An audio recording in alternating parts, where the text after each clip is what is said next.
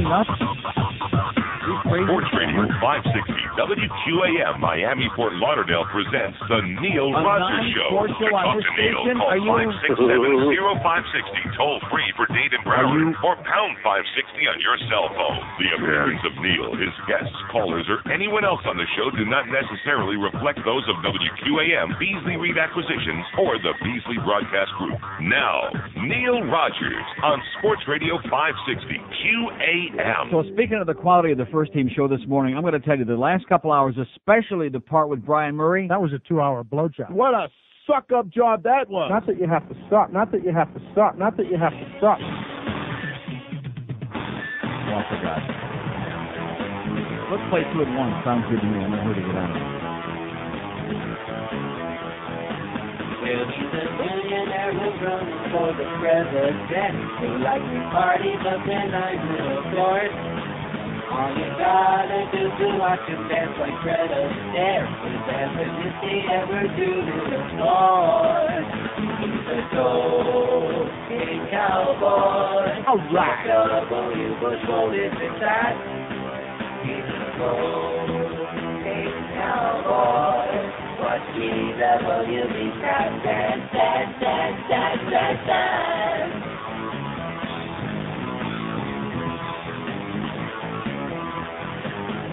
His son of power, this is what he used to do. Stop confusing him with the truth. He's got to be a sanctimony of Republican war and move on with his rhetorical views. He's using special interest puppet of the Christian right, so there's only certain things he can say. So this is same old rich guy with the same old life, and too much Bush is not interesting anyway. He's a cocaine cowboy. George W. Bush rolled his back. He's a cocaine cowboy. Watch GWB snap, dance, dance, dance, dance, dance, dance. I think George is losing his perspective on where we are. I think he had a very, very dangerous idea there. Just before we came on the air, he was asking me, how come when they have absolutely nobody left to do these fill-ins, when everybody's either on vacation or they're out of town or we have a gap to fill in there, a big, gigantic vacuum to fill, how come we can't find like somebody else from the market to do like a fill-in show and not a sports show? And I said to him, you must be really losing it. You're way out of line. You're out of step. I was in the car going to the store, which I have a great Eckerd's store. I hate Eckerd's like poison, and now even more. Every day a little bit more than I used to. But I was in the car, just as a matter of fact, when Joe Zagakis was on last night. And I'm going to tell you, it's enough to make me want to pull my car over to the side of the road and start crying. Not just how bad he is, which we already know that, but the fact that there are people calling him. Haven't I told you that before? See, you don't get it. People like this Lou guy that called 5 minutes ago, the second to last call on the worst team this morning, who needs a lobotomy, and the guys are right about that, who's got this whole thing. See, I don't understand people who have all this time in their life that these are the kinds of things that they're concerned about. I'm talking about adults. I'm not talking about little kids, who got their scrapbook and their baseball cards and their football cards. I'm not talking about that. I'm talking about grown adults who allegedly have a life, and these are the things that they're worried about. And did Tony Martin choose to come down here and sign with the Dolphins so he could have his trial here with his buddies Danny Boy and Nat Moore and all these other people going to court to be character witnesses and testify what a good guy he was? See, they have this thing going on now. It's called a trial. I know that comes as a great shock to you. It's not like the O.J. Simpson trial where it's being televised and everybody over the world is talking about it every day and we're seeing the evidence and getting all this information. It's not like that. It's a trial that's going on, and the jury will find him either guilty or not guilty of conspiring this money laundering crap, and the life will go on. But there is this endless supply of theories and hysteria, and this Lou guy with, he came here because Danny could go and testify to his character. Did Danny ever play with him, by the way? No. Yes, he did. Sure he did. And I'm thinking of, did Jimmy Johnson ever coach him was my question. No.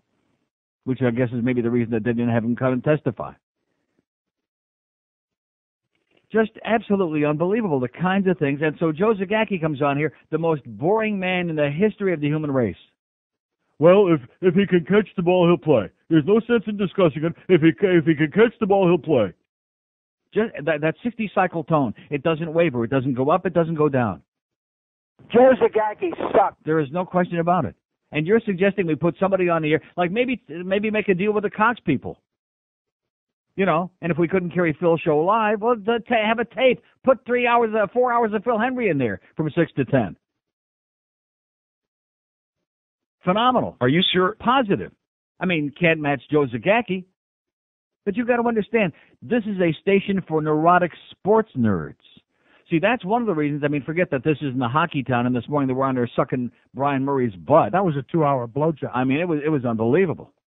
But the good news is, I come to work this morning, I'm turning the corner, and I'm wondering to myself, because I'm listening, I was lucky enough in between CDs to catch the whole thing, and I'm wondering, am I going to be lucky enough to see Brian, to see the spokesman, when I come into the building? I walk in the building, I punch the elevator button, the elevator opens up, it's the spokesman and my good buddy Mike Hansen from the organization. Now, let me just say this first of all, I like Brian Murray personally. It's not personal, he's a good guy. I have no problem with him personally. His brother's an asshole, but that's, I can't blame him for that. Although he did bring him in here. But he'll be gone soon. And Mike Hansen's a good guy. He brought me he's okay, never stole a freight train. And we shook hands, although not as enthusiastic of a handshake as I got from Ray Whitney on the plane the other night, and not nearly as erotic. But, it was a handshake, a couple of humorous lines, and they waddled out the door, and that was it. But I heard that. I mean, that was an unbelievable suck job again. Do I hear any conversation about that? Of course not, because you see, first of all, discussing, you'd have to have hockey fans, which we don't have, and number two, you'd have to have people who could really discuss it because they had an interest in it. These people aren't really interested in football, or Tony Martin, or Dan Marino, or Jimmy Johnson. This is a substitute for a life. These are neurotic, no-life people. Because there's no way, if you could hear the things that they were calling up and discussing with Joe Zagacki last night, I'm serious, everybody in this audience would pull off the road right now if you're in your car and cry. It would be a two-hanky job, easy. And you'd have to wonder, are these set-up calls? I mean, are these real people? Are there living and breathing people who really care about these things? Who are serious? Oh, guess what you didn't do? I know, that's why I'm not asking. Yeah, that's right. You didn't. Well, that's good. Didn't reboot the phone. We're only here about 100 hours ahead of time every morning, but we keep forgetting we have to diddle around with Greg Reed's horseball equipment every day to try to make it work, to make the phone work. See, so right off the bat, we're up against it. I don't think they have to do it in there, but in here for some reason. No, they have a Telos like we used to have at the other place at IOD. I beg your pardon? They had the Telos brand, always worked. They have a real great phone system for the sports people, and we got this piece of crap, Gentner? Which sucks. And their attitude is really surly, by the way. Who, management or Gentner? Both. How do you like that? I never knew that. Now the plot thickens, baby. So not only do the sports people get whatever the hell they want, they do all these shows on the ISDN, $50 billion worth of phone bills, and that's no problem. We not only can't get a goddamn 800 line for the highest rated show on a radio station, we got a piece of crap phone system, and they got a Telos in there that works. That they don't have to reboot every day just to put a goddamn phone call on the air. How do you like that? That's what we got from Gregory Reed, besides a pile of crap and a bunch of lies. So let me emphasize again, Greg Reed's Neisner's phone system, that even Radio Shack would be too embarrassed to peddle it. What does that tell you? They wouldn't touch it with your hand. And you're talking about putting a non-sport show on here. Does that show you how far you've lost contact with reality? What's going on around here? This is a sports bar with a microphone, somebody once told me, mister. This isn't a goddamn radio station. This is a place for sports junkies, for no-life nerds who want to find out about that guy who plays tight end for the Vikings. And if he's going to be any good when he gets out in 5 years. You better get your priorities straightened out, mister. And at Demetrius Underwood, I'm going to tell you, he never stole a freight train at Michigan State. Maybe a caboose or two, but no freight train. 10 minutes after 10 at 560 WQM. Anybody interested in that hockey interview with Brian Murray? No. Well, I am. I'll talk about it. In fact, I might do a hockey show today, just out of protest, because I'm so goddamn fired up and pissed off. Oh! I might just do that. I doubt it, though. Alonzo, you're so big. All right. By the way, I hate to break the news to you, but you know Jennifer? Take a look without the makeup, guys. She is really gross. I mean ugly. If your butt could compare with my area, would you make money with your big honey? If it was to my butt, would my career be done? And would this only become number one? Take a look at my rump. Tell me if it weren't so nice. Would I be the star of the movie Out of Sight? Then look at me, and all they see, lying after me. They want to grab it all day. If you had my bus, would you have a limousine with a big back seat for your honey? And would you have more cash with a big old shapely ice up into your jeans? Out of my Bentley.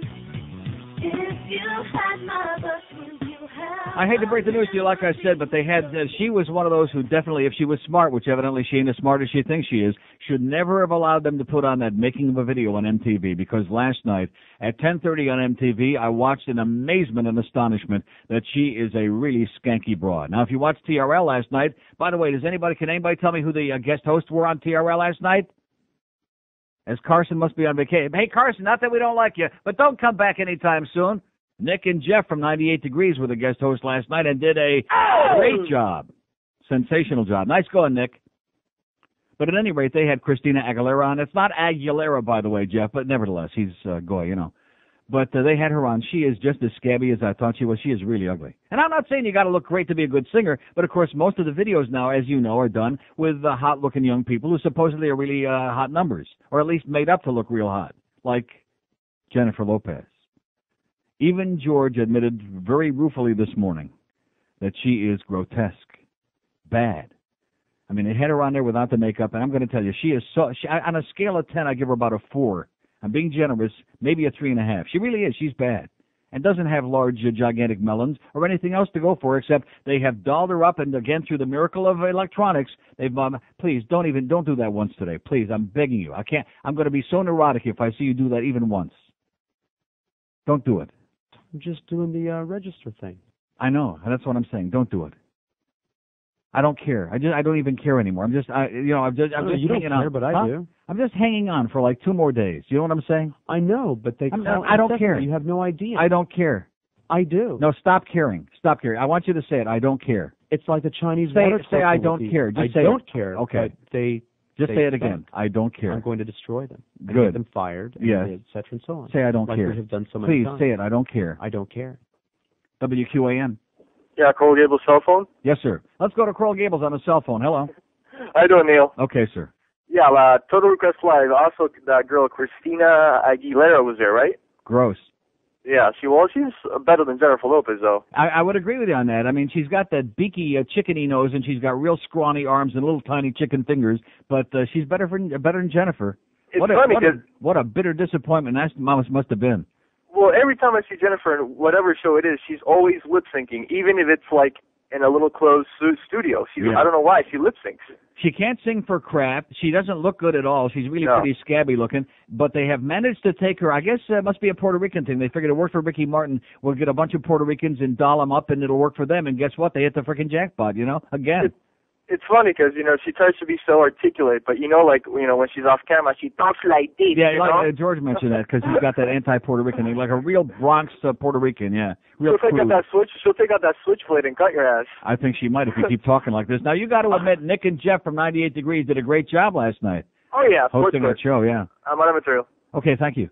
Okay, there's a guy that saw TRL. And by the way, number 3 last night in the countdown was Tom Green and the Bum Bum song, which I got it on tape. I should have put it on cassette. Wait, that would kill some good time because it goes on forever. It is so long and not really very funny, to be honest with you, compared to all the other stuff Tom Green does. But nevertheless, he said, all you kids, vote for the Bum Bum song. And they did. Number 3, first week on. Just bring the tape. We'll put it in from the tape, save a generation. There you go. Okay. Yeah, because you want to see all the good stuff on there. Well, yeah. Probably 98 degrees.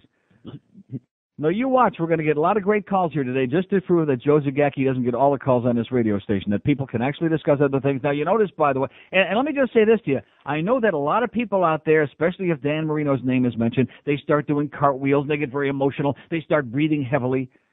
Because this town is basically, like I told you before, as far as so-called sports people, it's Danny this and Jimmy that, and Jimmy this and that. And you know something, you could just pass out from it. We know that Joe Rose has got 4 Dan Marino blow-up dolls, just in case any of the first 3, blow out, so to speak. But, yeah, it's terminal.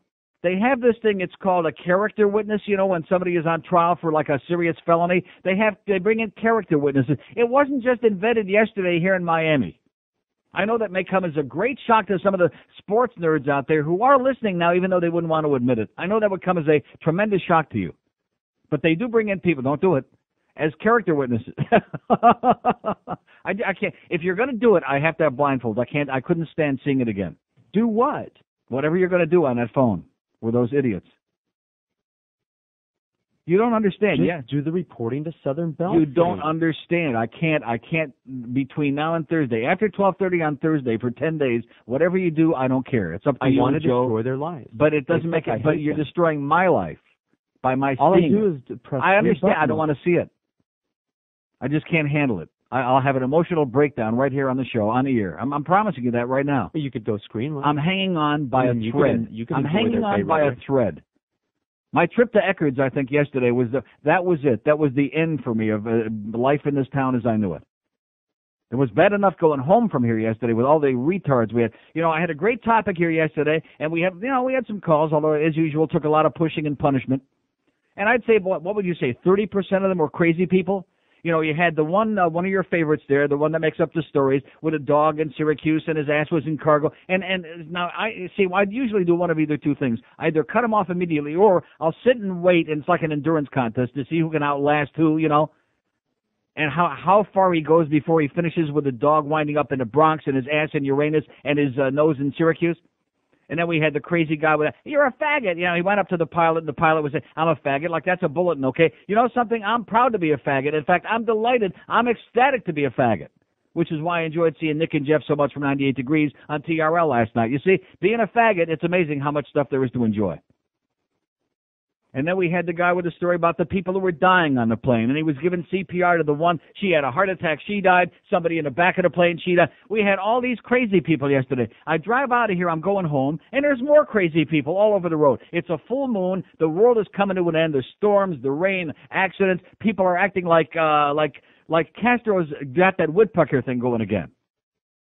That must be it. Maybe Fidel's got that woodpecker thing going really heavy duty. You can tell the days that he's got it going. Because the people in this town just, they lose it. They go ballistic. You just walk outside your home and you hear, all over the neighborhood you hear that sound. And Fidel's got his woodpecker working. Then I go last night, like I said, to Eckerd's. When the hell was it? Oh, this was afterward. This was later on, that's right. I go to get my mail. I stop at Eckerd's for like a candy bar. I hate to admit it, but I am a sugarholic. I stop for a candy bar. And not just a regular candy bar, but they keep them. The nice thing they do in that particular store is they put a bunch of Snickers and Milky Way and Mars bars in the freezer in the ice cream compartment so it stays cold. Nothing like a great, real cold candy bar. I take it to the counter, and much to my amazement, this is Eckerd's, by the way, over there on Broward Boulevard. There is nobody online. What a miracle. No waiting, no pain, no strain. And here's a girl. I don't know where in the Caribbean she drifted up from, on a piece of driftwood or a rubber raft, whatever. She's standing there, about 18, 19-year-old young lady, and she's hunched over the counter. She's the cashier, okay? She's hunched over with her elbows planted on the goddamn counter. Okay? She's not looking at me. She's not really paying much attention. She's not reading something. She's not looking at something. She's not doing any work. She's just kind of like planted there. Like, kind of like that. So I take the candy bar, and I put it down, not real loud like rude, but I mean loud enough so my presence would be made aware if she was like daydreaming, that here's a customer, wants to pay for this and get the F out of here, okay? I put it down. She doesn't move. She moves her eyes. Her eyes move to the candy bar now, okay? This is as much effort as she's willing to make at this particular point. Her eyes move to the candy bar. She looks at it and says, oh, those better cold? Those better frozen? I said, yeah, they're real good. And now she's still standing there with her elbows. Now she finally decides she's going to move her ass a little bit. She picks up her ass. She picks up the candy bar, puts it through the scanner. It comes up, whatever it is, 89 cents, whatever. I put down a $1 bill. Now she's gone back to daydreaming again. And the $1 bill is sitting there, and she's kind of like looking off to the side and like that, you know, kind of like, yeah. And I stood there and I counted 1, 2, 3. I'm counting, just like Scotty Mac. I'm counting, you know, in any language you prefer. I would say at the count of about 600, she finally, oh, and she, you know, the realization that the $1 bill is sitting there and that somebody might actually be willing to pay for some merchandise, takes the $1, gives me my change, and away I go. And I'm thinking to myself, Mr. Rogers, welcome to South Florida. Oh! What you've seen is what you get. Did I mention that I hate Eckerd's? And I'm not just singling them out because service down here is impossible anyway, but especially in there. I think they go out of their way to hire geeks. People who haven't got any business waiting on the public, who must be working for less than minimum wage. I don't know what the deal is. I'm not exaggerating. I didn't embellish that story even one iota. That's exactly the way it took place. Elbows on the counter, totally indifferent, like you're bothering me. Don't you understand? I'm here daydreaming. I'm in a world of my own without Peter and Gordon. I'm just standing here like minding my own business, and you're bothering me, mister? You like actually want to pay for something here? What's wrong with you, man? You're bugging me. And she's working in the store. It's like that story I told you about the American Airlines nightmare. I had my Toronto trip Friday afternoon, and they're coming back. And Friday afternoon, after leaving all that time late, and all these people getting really antsy in the banana boat part of the airport, and everybody getting more and more aggravated, and one woman had her little kid had split his lip open, and she's got the Miami Fire Rescue there, and all this stuff going on. And finally, at long last, the two people go over to where they take your tickets, and you walk through the thing and go through the jetway and get on the goddamn plane. And the girl standing at the counter, the woman, was in no hurry. She's not going anywhere. She's not getting on the flight. She doesn't care if we ever get on there. And the guy's trying to get her attention. He finally says, we're ready to board. And she won't even look at him. She will not even look at him. She's standing there like fumbling around and pushing papers around. And finally he walks like halfway from where he's standing and over to her. We're ready to board, Sylvia, whatever the hell her name was. Oh, I shouldn't have said Sylvia because Sylvia is my good friend by the turnpike. Sorry, Sylvia. We're ready to board, Esther, whatever your name is. Oh, man. Welcome to a real, unreal place. So what do you think, Danny or Jimmy? 26 after 10 at 560 WQM here. Spanning South Florida and the globe. News team coverage. We're working hard to bring you the news. Updates every hour. This is WQAM 560 Action Central News. Good afternoon. The BSO Anti-Sex Division has just released an audio tape of Ken Jennings' recent raid on another local swing club. Stay where you are, nobody move! Stay where you are, nobody move! So what are you doing? You're liable to hurt somebody. Now give me that thing before you do any damage.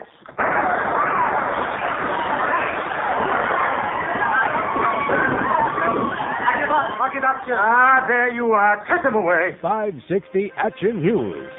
We're doing something. Okay, Gregory wants you to know that coming August 30th, laughing, we'll all be laughing over here, baby. 1900 on the AM dial. You better go out and buy you one of those new digital radios. 2400 on the AM dial. It's going to be dynamite. Oh! And they got a dead man on in the morning. That should be a good start. Of course, we got Joe Zagacki. Let's try that. Let's put Joe Zagacki on against Imus, huh? That should be good for laughs. 567-0560, pound 560 on a Mobile One line here on a great Tuesday. Here's Miami Beach. Hello. Hi, Neil. I have a little bit of material for you about all of this stuff about the Dolphins, and here it is. Perhaps instead of calling them the Dolphins, we should call them the Doll Felons. Yeah. Doll Felons. Uh-huh. Yeah, because, boy, I'll tell you, the way they're going, they may be able to field the starting team of all felons. Uh-huh. And so Nobody cares, sir. I pass that Nobody along. cares. They want to win. They just want to win. They don't care. Unfortunately. They love Cecil the Diesel, man. They just want to win. Boy, I'll tell you, I don't know how those teammates there can... They don't care, sir. They don't care. They want to win. They want to win. They don't care. Get with it, okay? Oh. 5, 6, 7. See, I don't even want to talk about that. Do I want to talk about Tony Martin? No. About the character witnesses? No. Of course not. There's nothing to talk about. When the verdict comes in, when a crap goes down, it'll go down, and that'll be it. Either he'll play or he's going to go to jail, one or the other, or something's going to happen, and life will go on. I mean, it's got to be desperate that's what they're talking about now, is that Danny showed up in court, and there are all these sinister reasons, and that's the reason. And this Lou guy, seriously, get the guys with a butterfly net for that Lou guy that called the worst team this morning. They're the ones that ought to be tracing the goddamn phone calls. That man is certifiable. He needs to be in a rubber room. We need to be protected from him. Oh, and by the way, the guy that called yesterday, he was a little bit early. In fact, last night, the guy that called about the gun that from Seattle that wound up in the shooting in L.A., so they had a whole segment on that. Bob Schieffer had a segment on CBS Evening News last night about all the thousands and thousands and thousands of guns that police departments all around the country wind up selling or trading, putting back into, in other words, they have all these programs where the public is supposed to come and turn in their guns, and they give them money or whatever, and then they take the guns apart and they destroy them so they can never be used again. Why aren't the cops doing that? Is it like a fundraiser? Well, why don't they just write a few more tickets that week? That should be no problem. It's like shooting fish in a barrel. They're selling guns, including automatic weapons, they said, by the way, and putting them back on the streets. Great. Including that particular gun that the guy called me about yesterday, and as luck would have it, he was right on target, and they had a whole piece on 60 Minutes last night on the CBS Evening News. Does anybody care? No. But there you go. There's your men in blue again, hard at work. That's real rocket science. You can hear the sounds of the guys who came up with that decision. Yeah. Here's a mobile in Miami. Hello. Neil. Yes, sir. You know, probably other than the most annoying aspect of Joe Zagacki, other than his voice, is that before each caller he has to say the exact time. It's 2:08 at 560. Here's Neil on a mobile. Really? Exactly 10 minutes I listened to him. I mean, you listen long? Oh, 10 minutes. That's my... I know. Yeah. Hey, the other thing, do the prosecuting attorneys get to cross-examine these character witnesses? Of course. Because I would have loved to have been that attorney and have Danny up on the stand. Just say, hey, Danny, if you had won 3 Super Bowls already and you weren't at the end of your career, would you still be here, too, for Tony Martin? Yeah. Other than the fact that you need him right now. Mm-hmm. Okay, thanks. Oh, you see what I'm saying? Do you see what I'm saying? I'm getting real nervous now. I don't think I'm going to make it. Forget about 2 o'clock. I don't think 11 o'clock. I really don't. Did you listen to the words coming out of that man's mouth? Did you hear what he just said? I'm telling you, they can't help themselves here. If Danny farts, that's worth at least an hour and a half on all the sports shows. I'm telling you. What flavor was it? What did he have for breakfast that morning? Is he in good health? Is his knee going to hold up? All based on the aroma. Here's a lady in Miami. I bet you don't want to talk about Dan Marino. Hello. Hi, Neil. How are you? Okay. I'm female. I don't want anything. Yeah. Okay. I have to tell you the story that happened yesterday. Had to go to Publix for a few things last night around 6:30. Mm-hmm. Driving to the parking lot, I'm thinking, my God, why are all the cars here? It's Monday night. No one's in the grocery store. Wait, now which Publix is this? In Kendall. Oh. Near where you used to live. Mm-hmm. So I got in the parking lot. I had my 2-year-old baby with me. I think, my God, what's going on here? I walk in the store. There's no shopping carts. And, they have like hundreds of shopping carts there. Yeah. So I go up to the cashier. What's going on? The hurricane, Neil. People were buying water, bread, batteries. I thought it was in Twilight Zone. It was unbelievable. I was like shocked. I mean, they were buying everything in the store. Oh, no. They had water out and candles and lanterns. No. And I just thought, oh, my God, I got to get out of the city. What hurricane? There's like a tropical depression out there. Yeah, that's not going to come here, by the way. Even Brian, hysterical Norcross, even he said no reason to get psychotic because it ain't going to hit us. I swear, it was like the day that... Brian's calling. Exactly. It was like the day when Andrew was going to come here. Oh. That's exactly how it looked. I mean, it was amazing. I mean, it was absolutely amazing. I had to call you and tell you, but I mean, people are going crazy.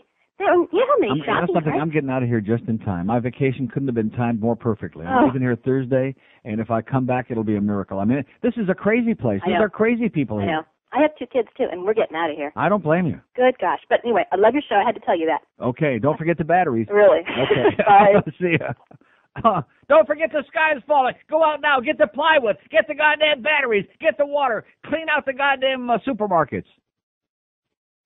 Like I said, crazy people.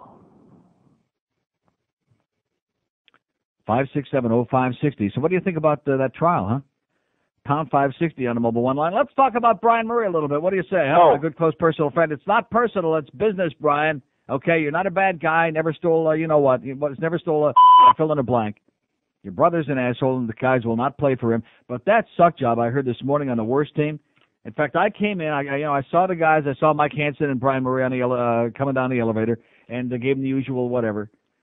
I walked straight up to the window, looking into that studio, and the three Stooges were sitting in there. And I put the finger in my mouth, the finger of experience, and gave that kind of sucking motion to them. They couldn't keep a straight face. That was a 2-hour blowjob. It was unbelievable, is what that was. Even a Mad Dog knows exactly what it was. That was a 2-hour blowjob. By the way, he'll be here today. By the way, from Dolphins camp. How do you like that, Mad Dog Jim Mandich? Yeah. One of America's great broadcasters.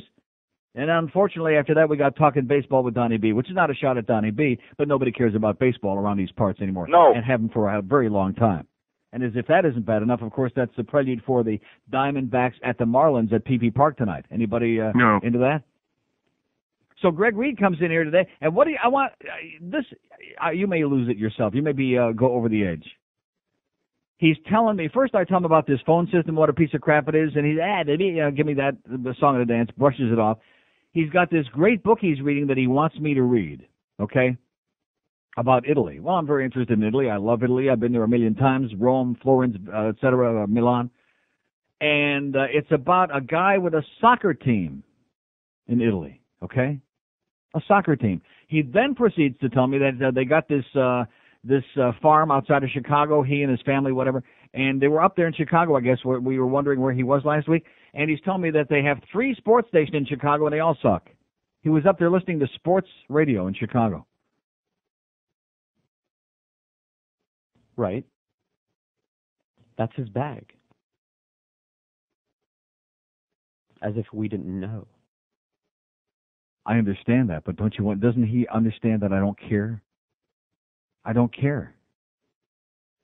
Why not? I don't care about sports radio. I don't care about lifeless nerds who have nothing else to talk about, because the content, the level of the conversation is so juvenile and so infantile and so moronic and so idiotic and so down to these little, did they tie their shoelaces right? Did they have the right kind of spikes on for the turf?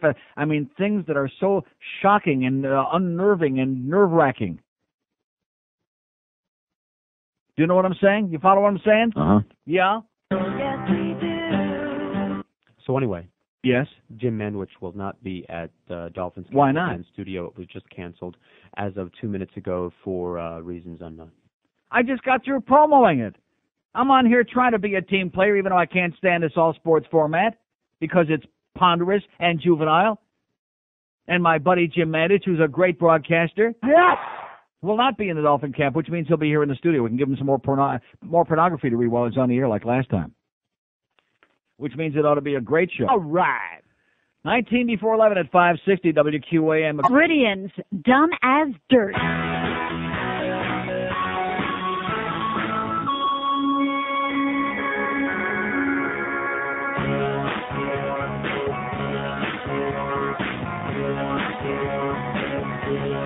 Look at my butt.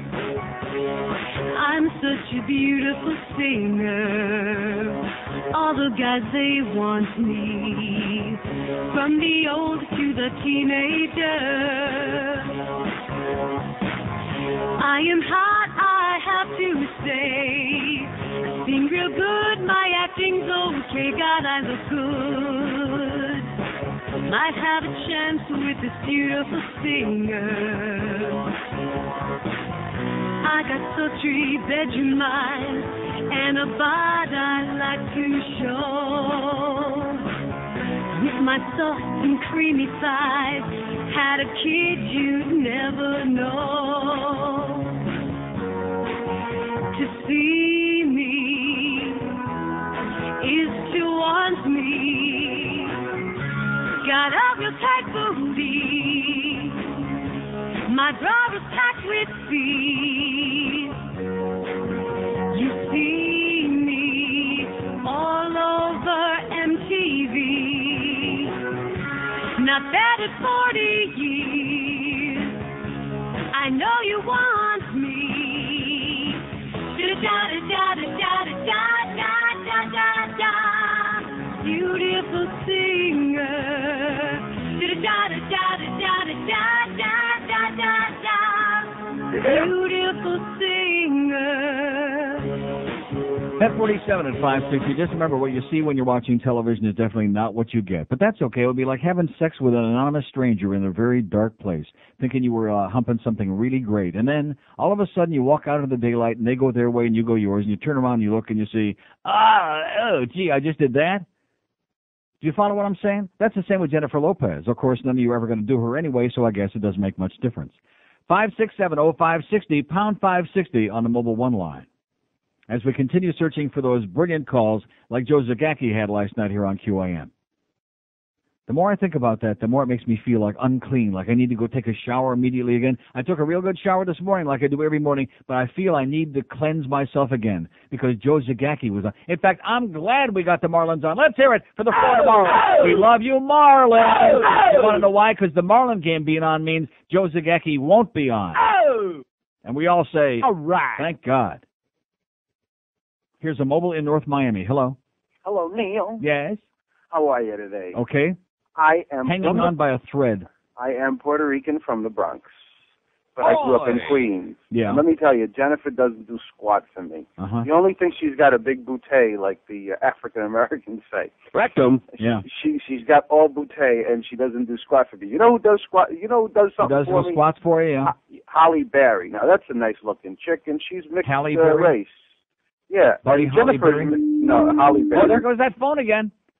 And she's mixed race, you know, and like Jennifer's got a schnoz, geez, you know, that looks she's like really gross. porky. I was just astonished. I mean, when I showed her, in fact, I was astonished they were stupid enough to put her on that thing on in the first place. What kind of management has she got that they would let them put her on here like that? Neil, I don't know if you like Time Magazine or not, but around 6 weeks ago or 8 weeks ago, they had a cover on hot Latino stars. Yeah, I saw it. I can understand Ricky. Ricky's a nice-looking kid. He's well-dressed. Can't sing for crap, but yeah, you're right. Yeah, but he's got he a looks good okay if he presentation. keeps his mouth shut, yeah. But Mark Anthony looks like some Tecato, some, intravenous drug user from a barrio. Yeah. And she looks like, a lowlife. I mean, I'm not that I'm a She looks like a looks cheap hooker person. from the Bronx, you're right. Yeah, I mean, she looks like the chicks that stop on Hunts Point Market there to give BJs to the people. Mm-hmm. But that's all. And the other thing about this thing about the football player, Martin and what have you, I don't give two flying you-know-whats about Excellent. it. Thank God for you, sir. Okay. I love you. And have a great life. Okay, let's hear from all the people that don't care about Tony Martin. This would be really going a little bit too far, okay? Somebody who lives in South Florida who doesn't care about Dan Marino. Doesn't care. George, well, we already know that. That's because you're a miserable spick, okay? No, I'm saying, and don't get me wrong, Dan Marino is a great athlete. He's been great for the team, and, either they love him or they hate him. He's the problem. He's the solution. He's the preeminent athlete probably who ever played in this market. Ever. I can't think of anybody else who would even come close. But nevertheless, I mean, there must be people who just don't care about Dan Marino, whether he's good or bad, who just don't care if they ever heard his name again. Because the sports nerds in this town, they're obsessed with it. That's all they know. I mentioned about seeing Ray Whitney on a plane the other night. People are going, who's that? Is that anybody we know? This is sad. This is very sad. Like last year, I'll say it again, as long as I live, I'll never forget, coming back from vacation, the Panthers just got Pavel Bure in one of Brian Murray's finest moments, and he's had a few. Great deal. Just like picking up Ray Whitney off the waiver wire for $20,000. Nice going, Brian. And nobody has any idea who I'm talking about.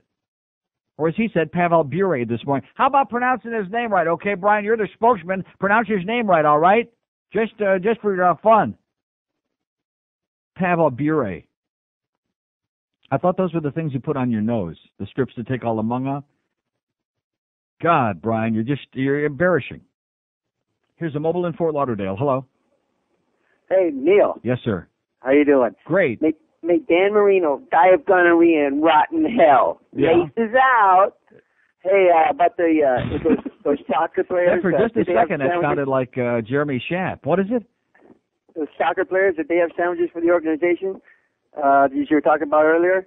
Hey, anyways, I was channel surfing yesterday as well on TRL. Yeah. I couldn't help notice Christina Aguilera I mean, in her video, she doesn't look that good. I mean, she's kind of looking a little beat up, but when you saw her live yesterday, Yeah. she wasn't that bad. I mean, She wasn't that bad? How young is too young? I mean, that No, I'm not good. talking about how old she is. I think I'm she's skanky. saying I she think looks- she's, you think she's a hot number? She was hot in the studios. in the MTV studios for like 17 or whatever she is, turning 16 or whatever. Listen, I want to tell Compared to her video. I know the opinion I'll give you is based on my own personal view, which is that of an old troll, an old fag, okay? But I'm going to tell you, Nick and Jeff from the 98 Degrees both look a hell of a lot better than she did, and you know that. Hey, how about Jeff? Was he like how come he was the MC for MTV? He was always cutting off everybody's conversations. We're going to go to this video now. Hey, And, a little nervous, just a little bit hyper. I think he was taking the same doggy uppers that Peter Leonard takes. Have a great day, sir. Yeah, Nick and Jeff are co-host on TRL, I say, for the rest of the time. Just Carson, have a great life. He's old enough for a pension now. He's over 20 on MTV. That should be old enough to collect a pension. 56705 60 and pound 560. I think everybody's losing it. Like I said, I'm hanging on by a thread. I'm getting out of here just in time. Joe Costello was sitting in there with crap falling off his head. And did you get like another haircut, or is that like not for real? What did he do? He didn't dippity-do is what he did. Oh, and you know something? And this is the guy who came into me a few days ago and said, your hair is dry today. Where's that stuff usually? The greasy kid stuff. Which is what? Have I ever put stuff on my hair since you've known me? I don't know what you put on your hair. I don't put anything on my hair. No Vitalis? Does it look to you? No. Some days it looks like maybe there's some conditioner or something in there. There's nothing in there. And how can you tell when there's that few hairs in the first place? Well, it was particularly dry that day. How about my hair? Here's a mobile in Boca. Hello. Neo God. Speaking. Add me to the list. I don't give a rat's ass about Martin. Tony Marino? Tony, yeah. How about Dan Martin? And Rowan, whatever his name was. Dan Rowan and yeah, Dick Laugh-In, yeah. Do you have any insight as to this new gambling casino that's supposed to be in Margate at Sample and State Road 7? No. You heard about this? Yeah. But it's you don't know if it's going to happen or what. Well, if it does happen, I'll tell you this: the people at the Pari-Mutuals are going to be running for the hills. I'll tell you that. Yeah, I'm all for it. I say if they let the Indians open up a full-blown casino, then all of a sudden they'll say, well, even though it's immoral and the world will come to an end, we can't let them have all the money, and so we'll have to make it legal. You mark my words, that's going to happen. The only thing that can save this town from total destruction is casino gambling. I think the odds are pretty long, but that's the only thing that can salvage anything for this godforsaken sinkhole that we're in. Well, unfortunately, if we continue with this governor, it'll never happen. Don't be too sure, man. Well, if the Indians get it, I hope so. I'm with you. He may get a brand new religion. Or maybe his brother will give him some of that white powder, Have a great day, pal. You too. Yeah, they're not talking about that, I noticed down here, George W. They're also not talking about the Beth Friedman story. Just like, what amazes me? You have all these headline stories, and everybody gets whipped up about them, and there are pictures on the front page of the newspaper for a day or two, and then they vanish. And I have a feeling the media could come up with a lot of egg on their puss on this story, which wouldn't be the first time, because what if it turns out that these people just did make up the stories to get even, that there was some vendetta there because she made him move out and they weren't, whatever the deal was. Because lawyers, most of them are full of crap, but just by accident, once in a while, they tell the truth. Maybe there was no drugs and there was no sex, and all of this was just fabricated as a way of paying back or whatever. Maybe, I'm not saying, I don't know. But isn't it interesting how just a few days ago, like the end of last week, Thursday, Friday, front page of the newspaper, here's the name, the local TV channels are hyperventilating, and now have we seen a word about it since? No. No. Just like that prostitution ring in Kendall. No. It's vanished into thin air. Very, very strange. And if this was a community where anybody was really paying any attention, where people really gave a crap about things that were more important than was Danny, what kind of a suit did he wear yesterday to court, you have to really wonder. Yeah. Like I said, what time's TRL coming on? 4 before 11. Well, I got different guest hosts on today, so who gives a crap? 4 before 11 at 560 WQAM.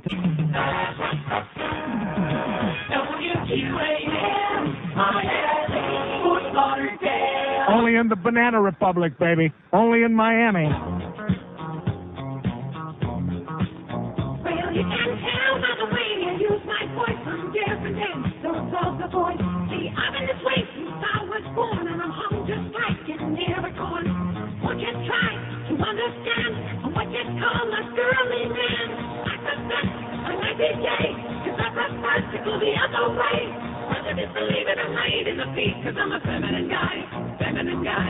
I'm a little twisted and I am twisted, I'm a feminine guy, feminine guy. Most people love me, but some wanna close me, I'm a feminine guy, feminine guy. Ha, ha, ha, ha, feminine guy, feminine guy. Ha, ha, ha, ha, feminine guy.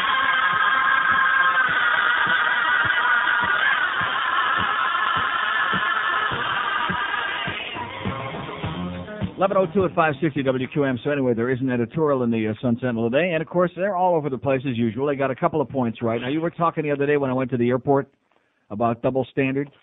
I heard that little tidbit before I got there, and that's what the editorial is about. It says yes, boys can be victims too as far as sexual abuse, but then in the inset, see the Sun Sentinel, you're living in such a prissy, unreal world. That's the problem with you people of the Sun Sentinel. You're worse than the Herald in that regard. You're the biggest bunch of goody two-shoes assholes I've ever encountered in my life.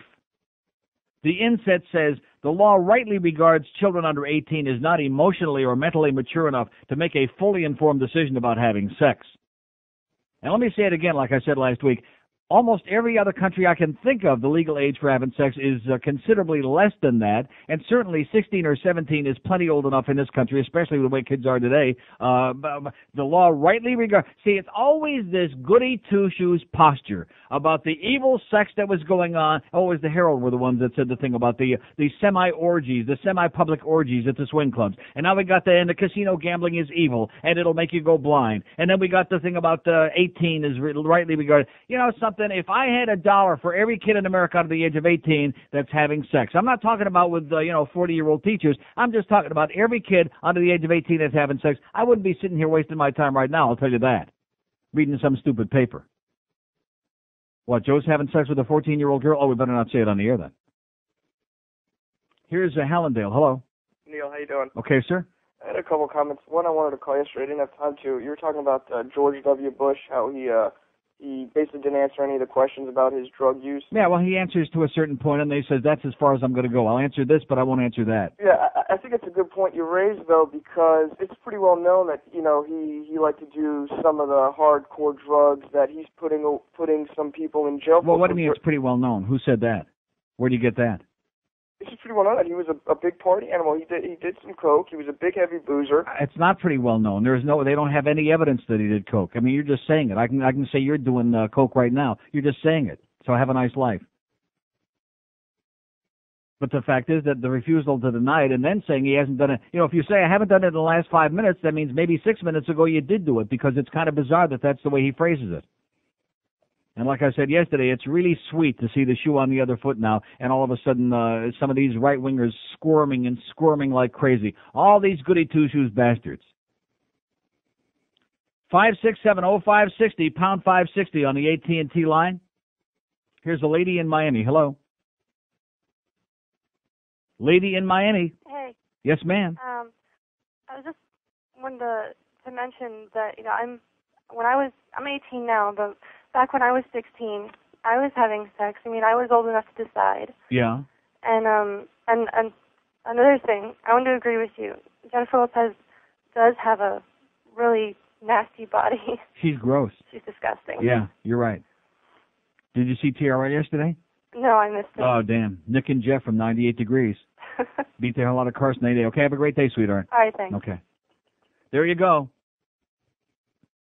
And then this editorial goes on to say it's talking about double standards and boys can be victims. And I agree. It was really something here. All these guys. Oh yeah. Well, when I was 13, I had this real hot school teacher. I hate to break the news to you, and I'm the last person to be a prude or a goody two-shoes, the very last online in the human race to be a prude. But let me tell you this, teachers having sex with their students is not okay. It's not acceptable. It's not kosher. It's grotesque. Just like priests having sex with the altar boys and nuns having school with whatever they call the female version of that, it's unacceptable. And yeah, you enjoyed it when you're 13 or 14 and 15, and we can understand that, okay? It's wrong. If society is going to make value judgments on these things, they have to say no to that. But then I love that when they go on and they say in this editorial here this morning, which, as usual, like I said, they're all over the place, the accusations against Friedman are sickening. The boy, now 16, claims Friedman not only had sex with him on numerous occasions over 18 months, but sometimes asked other students to watch them having sex and plied him with illegal drugs, including marijuana and cocaine. The accusations are sickening. Well, but they're only accusations. And there is no more on the news pages. All of a sudden, all the information about this has run dry. And then there are a lot of suspicions about the whole scenario there, the family moving in with them, and what the financial arrangements were, and who knows. But the accusations are sickening. They're disgusting. They're probably puking their guts out all over their goddamn big desks over there, or all over their Brooks Brothers suits at the Sun Sentinel editorial office. They're so sickened and nauseated by it. God, what anybody would give in this town for a real newspaper, you know? And what we'd give here for a few real callers on this show. Like I said, I turn on Joe Zagacki, turn on any of these moronic shows, and there's this endless supply. It's those same 150 people that Baldy talked about 5 years ago. He was right. That's one of the only things he's ever been right about when he talked about this radio station. It's the same 150, 200 nerds over and over and over again. They're always there, just lined up like a bunch of sheep. So it doesn't really make any difference if you put on Joe Zagacki or even somebody good like Mad Dog. It doesn't make that much difference because it's the same simpletons with the same idiotic mumbo-jumbo. And it just tears my kishkis out to have to witness it and be a party to it. 5670560, pound 560 on the AT&T line. Here's a mobile in Boca. Hello. Yeah, I'm reading about the Tony Martin trial. I see Nat Moore said that Tony Martin would be a good role model. So let me ask you something. Why do you care? What difference does it make? What difference does it make? It's not a role model. We love trouble with kids. We don't need kids looking What up to difference people does it make about Tony Martin, sir? Why is everybody who's a sports nerd in this town so whipped up about Tony Martin? I'm more concerned about the comment Nat Moore made that he's a role model for kids. Yeah. Why, has he been convicted of anything yet? No, he's not. So why don't you wait till the trial is over and find out if he's innocent or guilty, and then you'll find out whether he's a good role model or not, okay? That's Nat Moore's opinion. He knows him. Do you know him, sir? No. Sure you don't. God. Like I said, and this is evidently a hell of a lot bigger than I thought it was. All the other scumbags that came down the pike, from Lawrence Phillips, you name it, and Cecil, well, they're not knocking Cecil because he runs like the wind, baby. He's got all those great moves. They're not knocking him. So they don't care about any of the other criminals. This guy hasn't been convicted of anything yet. And already, you know. Crazy people, like I said. 5670560, pound 560 on the AT&T wireless line. 6-700 open lines here this morning again. Oh, my God, your breasts are beautiful. Hey, guys, have you ever wanted to tell your girlfriend what's really on your mind? Like when she asks, "Do these pants make me look fat?" Well, now you can with the Mr. Hanky message service.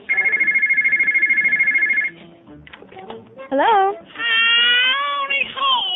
I hear that you're having a little weight problem. Excuse me? That's right. You've got more chins than a Chinese phone book. What the fuck are you talking about? With the Mr. Hanky message service, you can get it all off your chest, and she'll never even know it's you. My gosh, your pussy stinks. I can smell it all the way over here. You little motherfucker, I'll kill you, you piece of shit.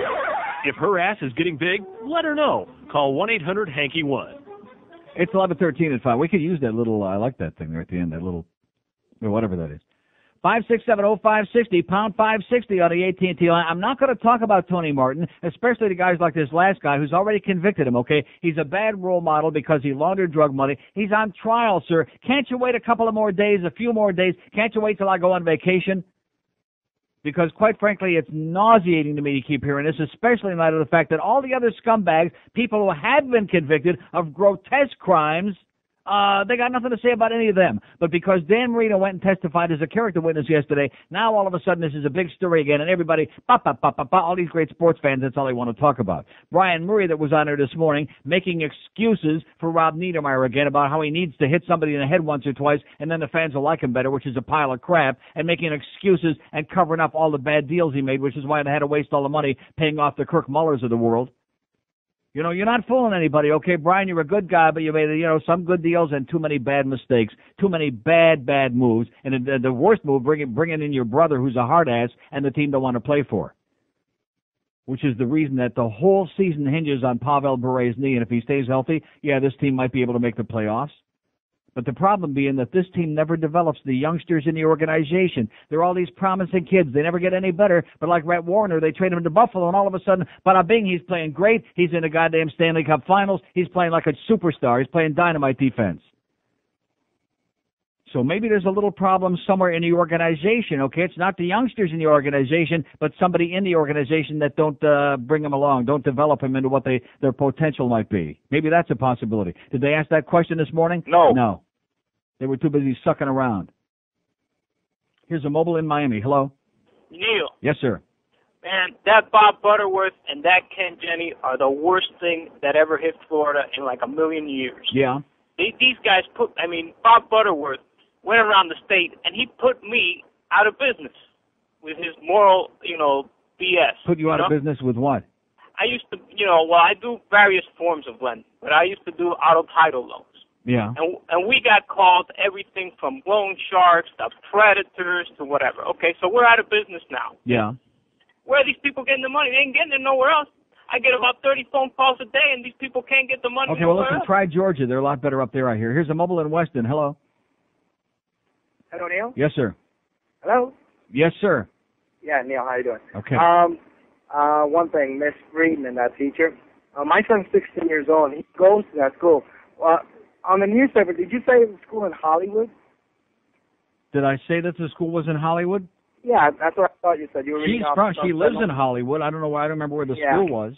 No, the school was in Margate. My son went there, and actually, he was telling me that the teacher was Silver Lakes Middle School. Yeah. Yeah. Yeah, in Margate. Right. My son said she happened to be a real good teacher. Got along with all the guys. I don't mean sexual or anything like that. The kids and everything liked her. She was straight going. All the kids liked her. Yeah.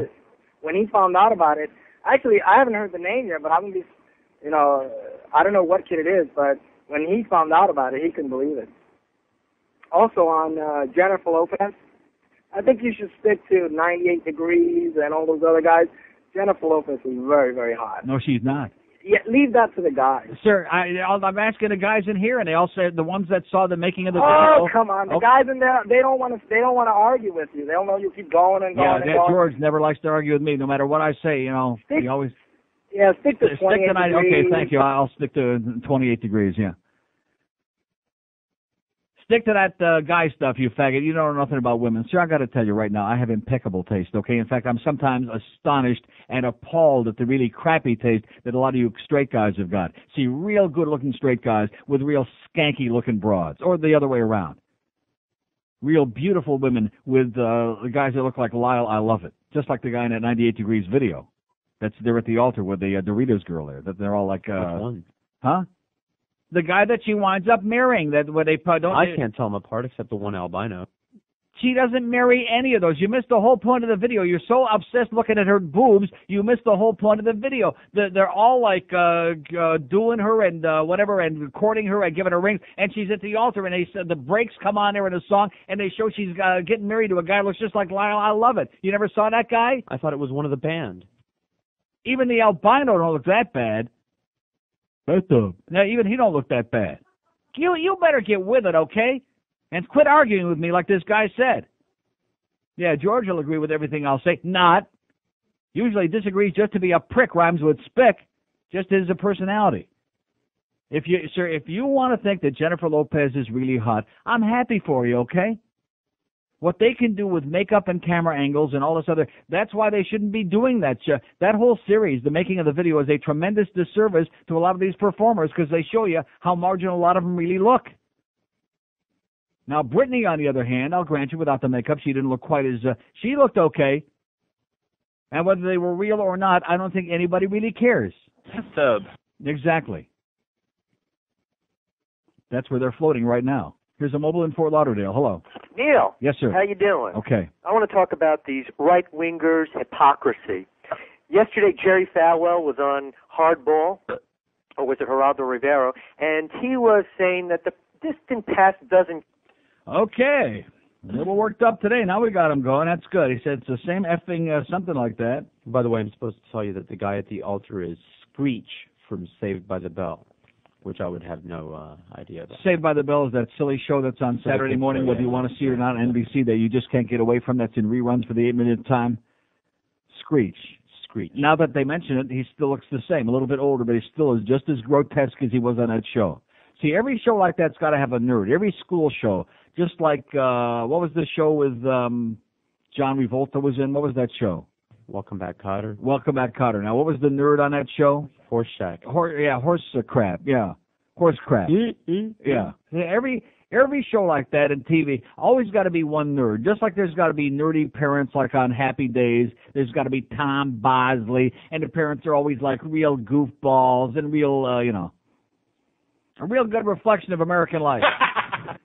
5670560, pound 560 on the AT&T. Give me Archie Bunker and George Jefferson any day of the week, and eat it too.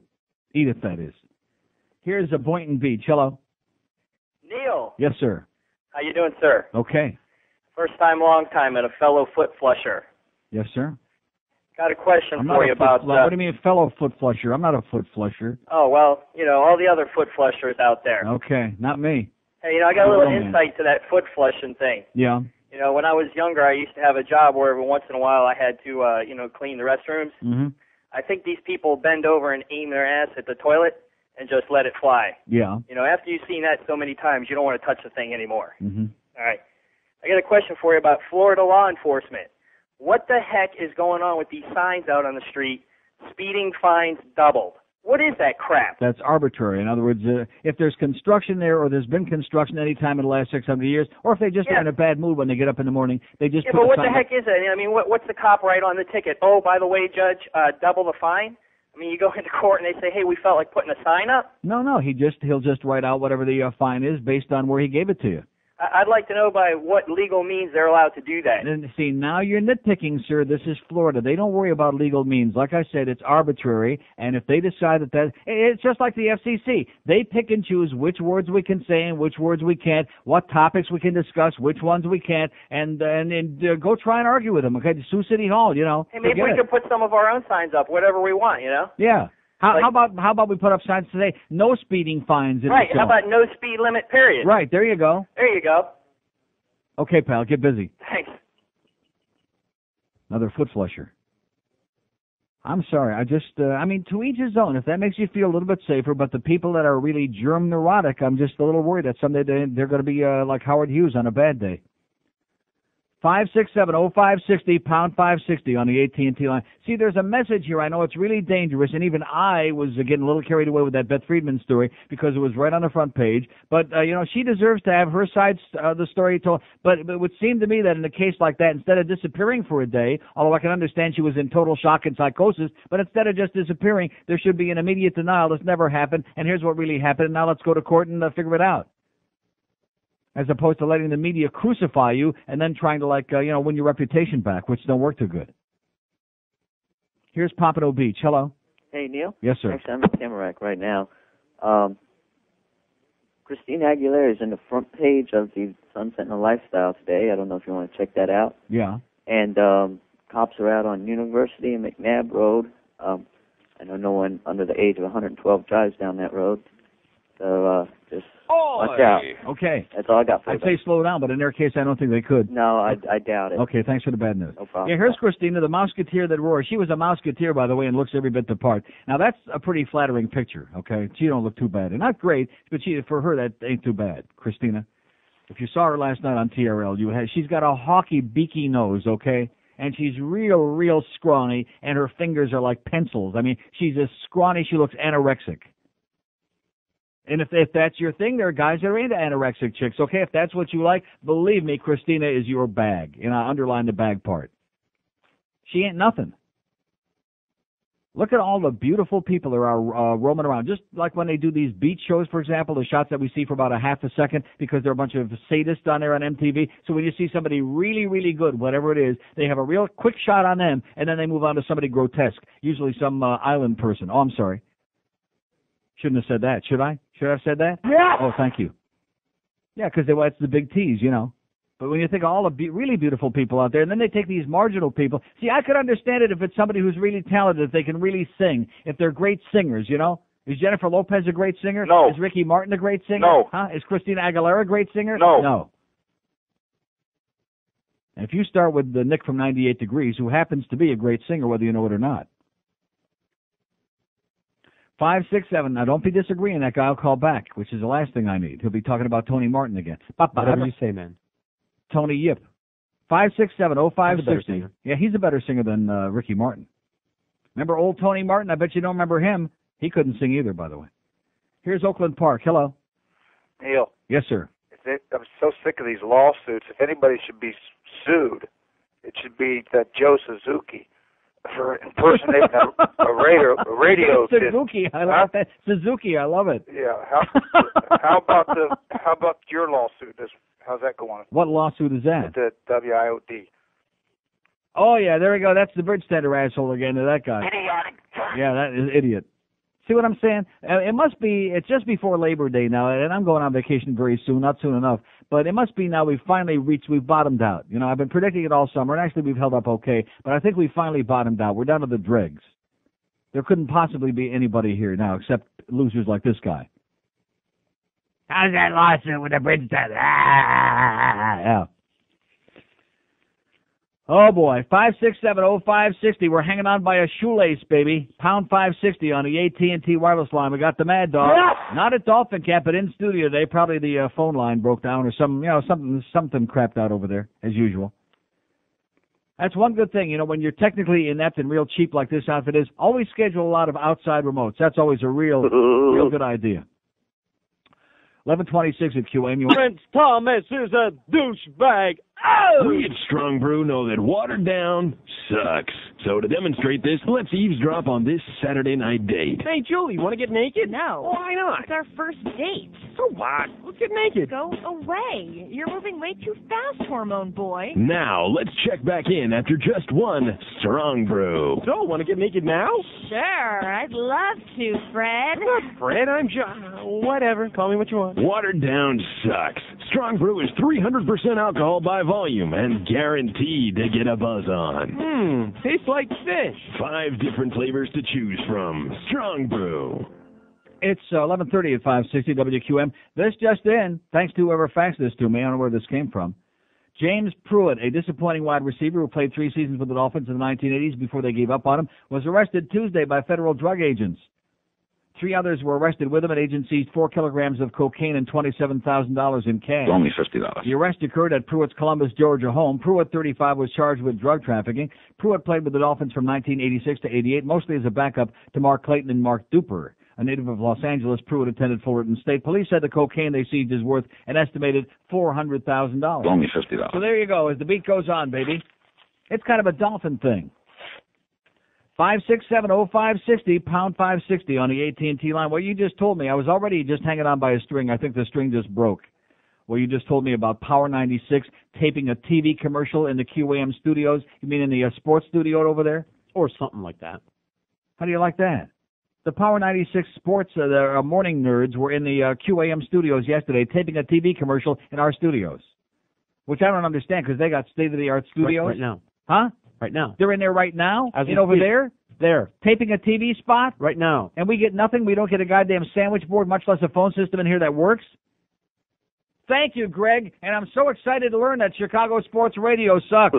Thanks for the good news, even though they don't have Joe Zagacki yet. You think it's bad now? 567-0560, pound 560 on the AT&T line. And they got no interest in anything here today. Yesterday, the same thing. Here's a mobile in Naranjo. Hello.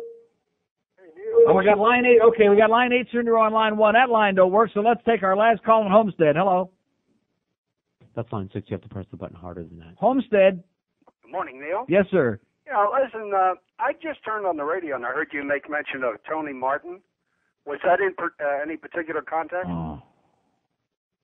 Pardon me? What do you mean, any particular context? Well, what I does just that wonder. mean? I hadn't heard his name in about a zillion years. You hadn't heard his name in about a zillion years, Tony Martin, that was signed by the Dolphins? Oh, who's on trial? I'm talking about the singer. Get out of here. We're not talking to old farts, okay? That's the only call I had. I'm going to talk to this guy, Tony Martin, the singer from before Jesus was a baby. Are you crazy, sir? Oh, my God. What did I tell you about what we got left here, man? We're playing with an empty deck. 567-0560. Don't answer the phones. I'll take care of it, okay? Just relax. Just keep doing your show with Joe in there. WQAM. Hello? Yes, sir. Hey, George, how are you? Okay. May I talk to Neil, please? Sure. Where are you calling from? Boca Raton. Okay, let's go to Boca. Hello. Yes, sir. Boca. Hello. Yes, sir. Turn that radio off, please. How are you, sir? George must not have told you to turn that radio down. Turn that radio off, please. How are you, sir? Great. I just wanted to mention to you that South Florida made it to Extra the other night concerning those teachers who were caught in that sex club. The So swing we're club, known yeah. all over the world now as the sexually repressed capital of the world. Right. I mean, doesn't that bother you just a little? What do you mean, doesn't it bother me just a little? What am I supposed to do? Am I supposed to do cartwheels here now and start crying? Of course it bothers me. What am I going to do about it, sir? What happened to our rights? You don't have any rights. You live in South Florida, man. Ken Jenny decided you don't have any rights. It infuriates me with people selling crack on the streets. And Yeah. People can't do what they want. Well, maybe they got a crack problem. You know what I'm saying? Yeah, okay. All right, Neil. Thanks a lot. Thanks for the bad news. Okay.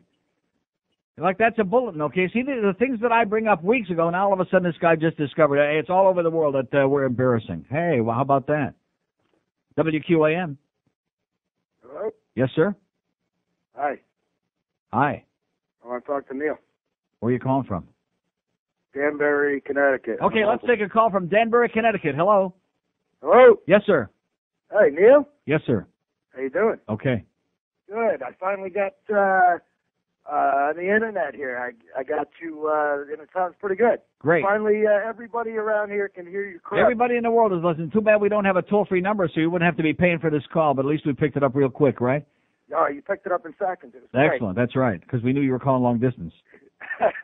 That's right. Broadcast. We got Phil Griffin here doing her psychic readings on the phone lines. All right, good. Well, I just want to let you know that everybody up here is listening to you, and be prepared for the frogs coming down from Canada, Okay. because they're running everybody off the road here. Okay, thanks for the bad news. See you later. All right. There you go, Danbury, Connecticut. See what I'm saying? When I pick up the calls, they're from all over the world, because I got the magic touch. Just ask Shirley Peters on there. She'll tell you on Much Music. WQAM. Hey, another call from Boca. How are you? All right. All right. I heard you talking a little bit about Tony Martin, a singer, earlier. Mm-hmm. Do you know he's not a distant cousin of Dean Martin, but Dean Martin, you can buy his new tapes, are the best roast. His new tapes? His old tapes. Dean Tapes, Martin is making new tapes? and believe it or not, they're 6 feet under, but they're not very clear. They're Yeah. kind of scratchy. Mm-hmm. But you can buy the best roast ever from Dean Martin, and he refers to Tony Martin, a singer, at least 3 or 4 times during those tapes. So I'm glad you're bringing up the local topics about Tony Martin. Okay, thank you. Woo! Wow. Oh. WQAM. Yeah, I caught a chunk of the first team this morning, and I heard that Brian Murray said something about the organization. The organization. You got to say it right, so the organization. I was just wondering what kind of comments he made, if he was talking about making any kind of trade. No, he said maybe maybe one little fine tune later on if they get somebody cheap, but other than that, what you see is what you get. That's what he said. Oh, a lot to look forward to. All right, thanks a lot, Neil. See you at the games. Okay. Oh, by the way, speaking of seeing at the games, I forgot to mention the good news yesterday. Last month, I get a letter from the Panthers. It's my statement, balance due, whatever it is, amount due, this statement, zero. Nothing due right now, okay? So I'm assuming there will be another statement coming when I pay off the rest of the deal, which the station reimburses me for if I live long enough, and no problem. So I forget about it. Yesterday, I get a thing from the Florida Panthers, and it's not a bill for the remaining balance. It's you're past due, man. Where's the money, sweetheart? It was due August 19, which I'm supposed to be psychic because I never got any notice that it was due August 19. Now they've given me till the 27th, which is 3 days away. So I immediately made out a check, put it in the mailbox last night, went rushing to the post office, put it in the mailbox to make sure they get it by tomorrow at the very latest, which is the 25th. It would help you guys. I don't want to say that you don't know your left hand from your right and you don't know what you're doing over there at the Mac Arena and that organization, but your billing practices are a little bit bizarre, okay? How can I be past due and not pay the payment when you tell me I don't owe anything last statement? You clowns, you idiots, you. WQAM. Why don't you stick with Jan and Dean? WQAM. Yeah, we're going back to Janbury, 12 o'clock hour. QAM. Yeah, Neil, I'm calling from Gainesville, Yes, sir. and you know, in this whole world about people killing each other and people have guns everywhere and everything. The biggest story in Gainesville is that the president of the university is resigning this week. Yeah. And Hey, I got news for you. The front page of the Herald this morning, that's the front page story in the upper right-hand corner. Like, that's the biggest story in the world, is the president of FU is resigning this week. yeah, and it's the front page of our paper. It's the front page of the Tampa paper. How do you like that? Like, exactly. Couldn't have said it better myself. Oh, that's right. Let him go be president up there with the semen holes or something like that. 22 before noon at 560 WQAM. You know,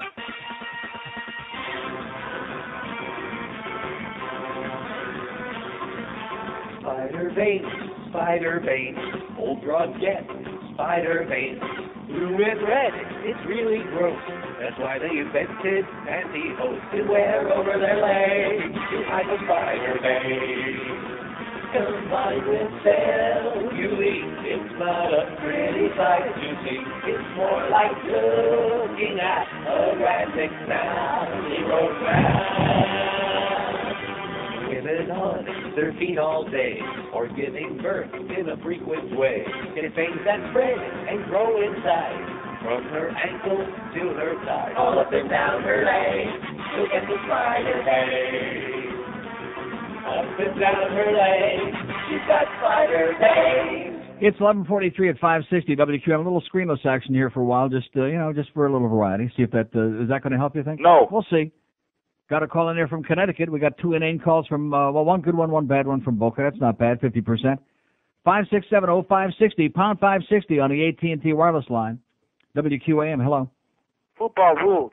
No, football rules. There you go. There's one of those sports nerds. Football rules.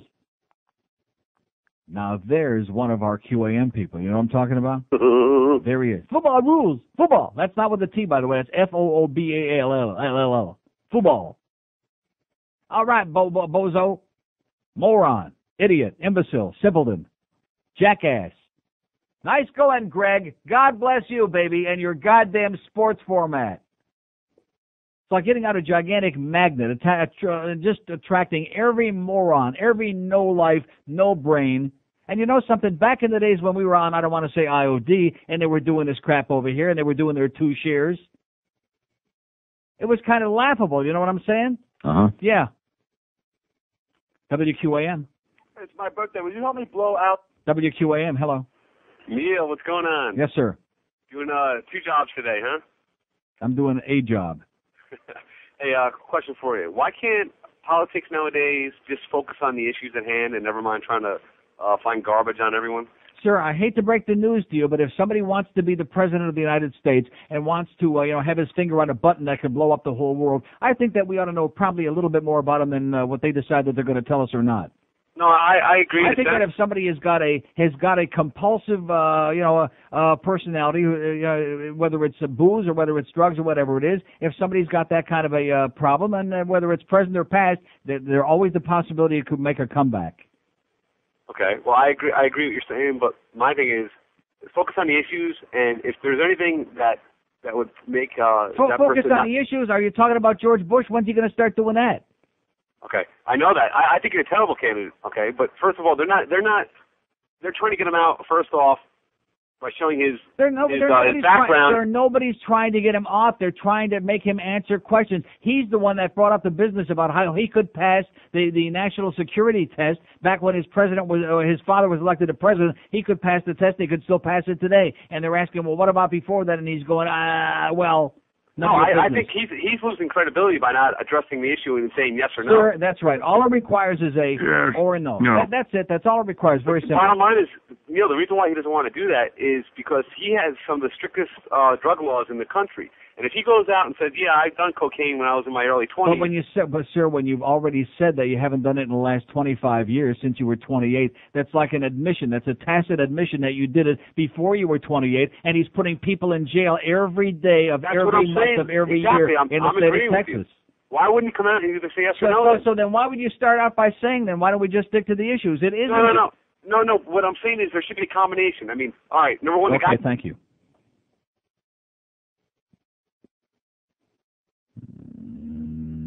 Yeah, we talked about Tony Martin. Let's bring out Sammy K too, huh? Benny Goodman, little swing and sway with Sammy K. Or Sammy Smith, one or the other. Yeah, there you go. You can do something useful. God almighty. I mean, you talk about doing a tap dance, sir. The fact is, if somebody wants to be president and they've got some kind of a, a problem or did have in the past, the public has a right to know about that. I don't think that people want somebody sitting there with their finger on the button who's had a drinking problem, whether it's 5 minutes ago or 25 years ago. And regardless of whether they want or not, I think they are at least entitled to make that judgment. That's all. If we're supposed to be worried about who is screwing whom, I don't think that's really going to make a hell of a lot of difference. WQAM. Neil. Yes, sir. Hey, your show is pretty good. WQAM. WQAM. Speak to Neil. Speaking. Hey, Neil. Yes, sir. Man, you must be delayed. What can we do for you, sir? Well, I want to talk about... In between bites, what can we do for you? Yeah, I'm having kind of... Yeah, it sounds like it. Yeah, it sounds pretty good. Hey, I just wanted to talk about Mayor Pinga. Yeah. What's he doing? WQAM, hello. Neil. Yes, sir. Just mobile in Lauderdale. Calling Speaking. to say you're doing a great job. Need more people like you speaking out. Mm-hmm. And I listen to you all the time, and you help the day go by a lot better. Don't say Dago. For all us working schleppers. I'm a Dago myself, Neil. All right. And listen, I want to say we need a new stadium in Miami like we need 5 more Cubans. Okay, thank you. WQAM. Hello? Hello. Yes. Neil. Yes. Yes, I want to know. When WNBA coming to Miami? What? When WNBA coming to Miami? What is it? I say. WQAM. Neil. Yes, sir. How you doing? Great. So, how are the Republicans going to answer like this this question? spot, by the way. What is it? I said, how are the Republicans going to answer this question? How can they back this Well, guy? what do you mean the Republicans going Yeah, to the answer the question? Republicans, No, it's because- not up to them. It's up to the Bush people. He Hold on a doesn't second. have the nomination yet. They are coalescing around this No, guy. they're not. because No, they are they're not. Wait. Sir, you asked me a question. I'm trying to answer, and you're telling me, wait. Okay, you go ahead and I'll listen to you. Go Okay, ahead. thank you. Now, they're coalescing around this guy because he is the only one that can beat Gore. Sir, they're not coalescing around him. If you saw the talking head shows on Sunday morning, they're doing anything but. They're ripping him an ass. And Well, you got Bauer they're- and Hatch ripping him. Yeah. Okay. They're rubbing their hands together with glee. That's right. Absolutely, and they should rub their hands together with glee. That's right. Okay? Because these guys ripped him in 92. They ripped Clinton in 92. Yeah. Unmercifully. Right. Okay? And they talked about his Vietnam War avoidance and his Sir, look, pot smoking. don't come to me to give you some answer as to if the Republican Party doesn't have a candidate who's worth a pack of crap. There's nothing I can do about that. And now we're supposed to. If the best that they can do is people like Gary Bauer and Pat Buchanan and the Steve Forbes with a personality like a dead man who makes Al Gore look like a Mexican jumping bean, that's their problem. Well, let me tell you something. George Bush is a boob, okay, who has no substance whatsoever. Yeah. Ask him any question on the issue. He has no positions. Okay, he's just a boob. Yeah. A boob. You just got through telling me that he's the only one that can beat Al Gore. Well, the Republicans think he's the only one that can beat Al Are Gore. you a Republican? No, I'm not. So go dance the jig, okay? Go dance in the hallway, pal. Let's have a party, okay? There you go. Let's get Sammy Kaye and his band of renown or whatever the hell it was. It is swinging, swing and sway because you're gay. Man, oh man, these you people out there got so many problems of your own doing. Just go out and have a party, okay? Just go get drunk. Just have a big celebration, okay? Invite yours. He'll drop a few for you. He'll drop his doors for you. WQAM. Neil, Yes, sir. what's up, man? How you doing? What's up? Yeah. Your show's pretty good, man. We're having fun over here, man. Yeah, sounds like it. Tell her to put her pantaloonies back on. WQAM. Neil. Yes, sir. Neil, I'm live. WQAM.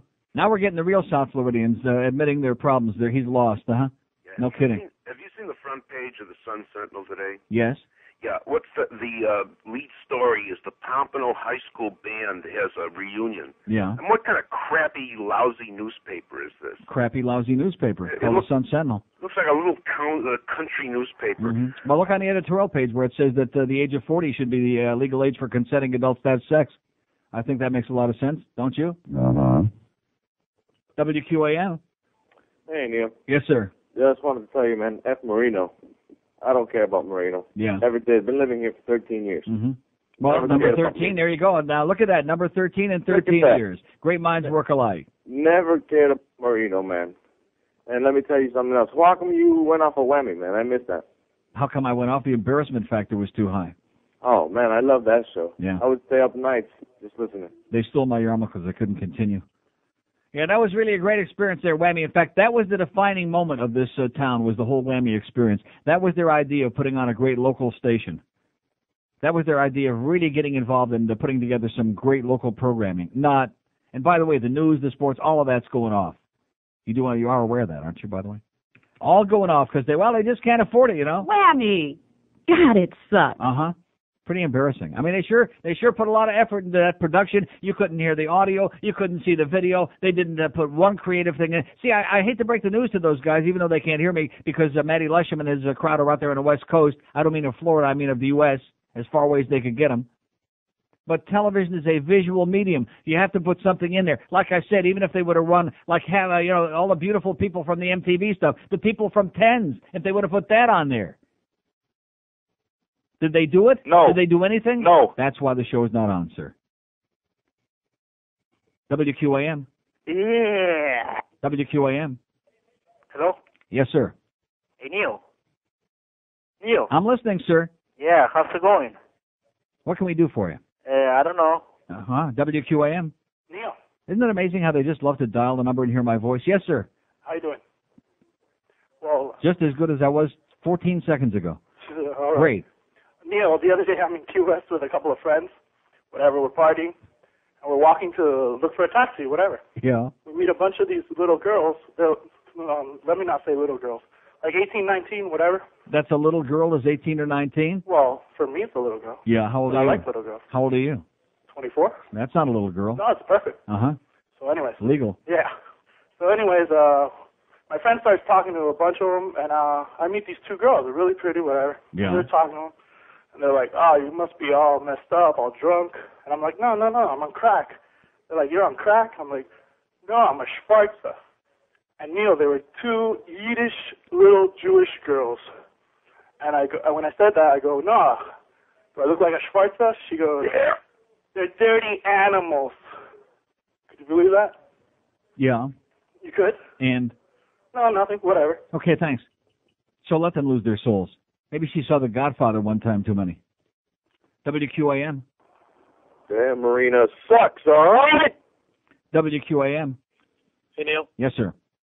I have something to say to all these stupid, illiterate callers that are calling in. Don't waste the airtime.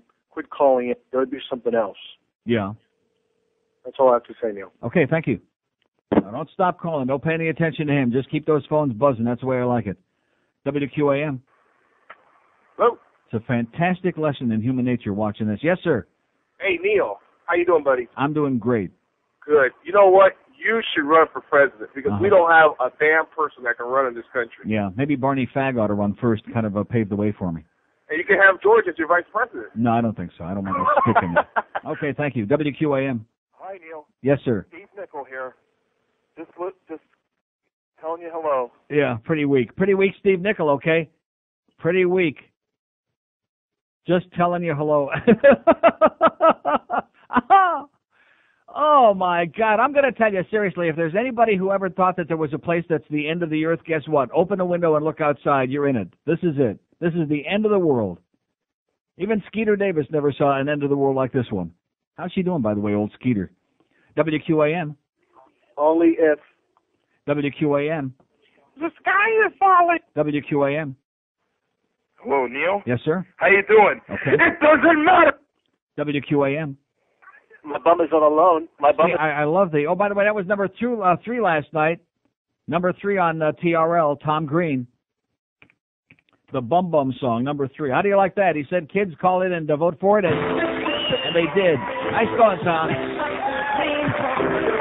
Even though it's a horrible video and it goes on much, much too long, and it's not even mildly amusing to be on. Have you seen it? Oh, you'll be just in shock. You'll say, "Well, you know, It's him, so it's got a little bit of amusement in there, but generally speaking, it's not up to his caliber of humor. But nonetheless, number 3 on TRL. Oh!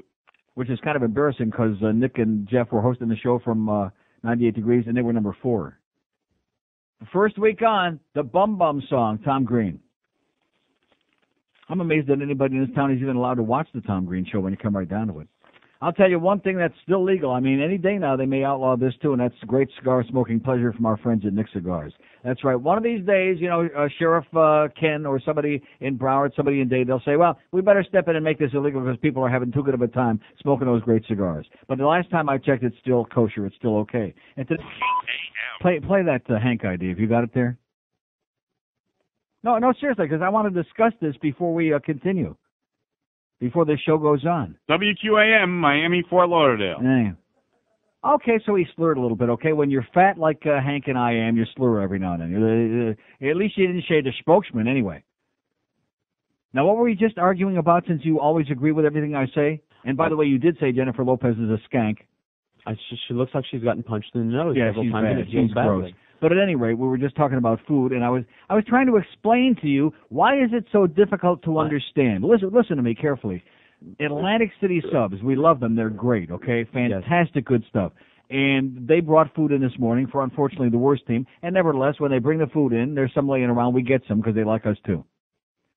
And I take the Italian sub that's all rolled up and it's got toothpicks through and it's cut in half, which is great. And I take I don't eat the bread. I use the bread like with the bratwurst in Germany as a holder, and I eat the cold cuts and the onions and the lettuce and tomatoes all wrapped up, and it's great. It tastes fantastic, like a sub sandwich without the bread. Right. And every time I say to you, let's get that without the bread, you talk about a platter of cold cuts. I don't want a platter of cold cuts. Just like yesterday, Nisi sends me 600 pounds of cold cuts. I'm talking about. I don't want that. I want a sandwich. You. Just get the sandwiches. Okay. And then you can eat the sandwich without, because otherwise every time it comes like it was yesterday. So you want that without the bread? Is all you want? Get the effing sandwiches is what I said. Get it with the bread. Use the bread as a holder, or just wipe your rectum with it, or whatever. Why is it so difficult? I know you That's speak what I said other the languages first time, other was than a big English. sandwich thing, like I said, you said no without very the bread. clear English. I don't want the bread necessarily, but if you don't understand it, you can do it. Like with toothpicks through it. Don't you understand? Couldn't you stick a toothpick through it without the bread? Yes, and but, I do. But since that's so complicated, just get the sandwiches. I'll throw the bread away. Like here, take a look in the wastebasket, okay? Here's the effing bread. See that? There's the evidence. I never touched it. I never ate it. I never sniffed it. I used it as a holder. Away this morning too. I used it as a holder for my meat, if I can say that. That's why, and since Joe is an Atkins sort of guy too, I thought we would just get a cold cup platter with no bread. And we don't have to, they don't have to waste all that bread on us because none of us are going to eat the bread. But they don't care.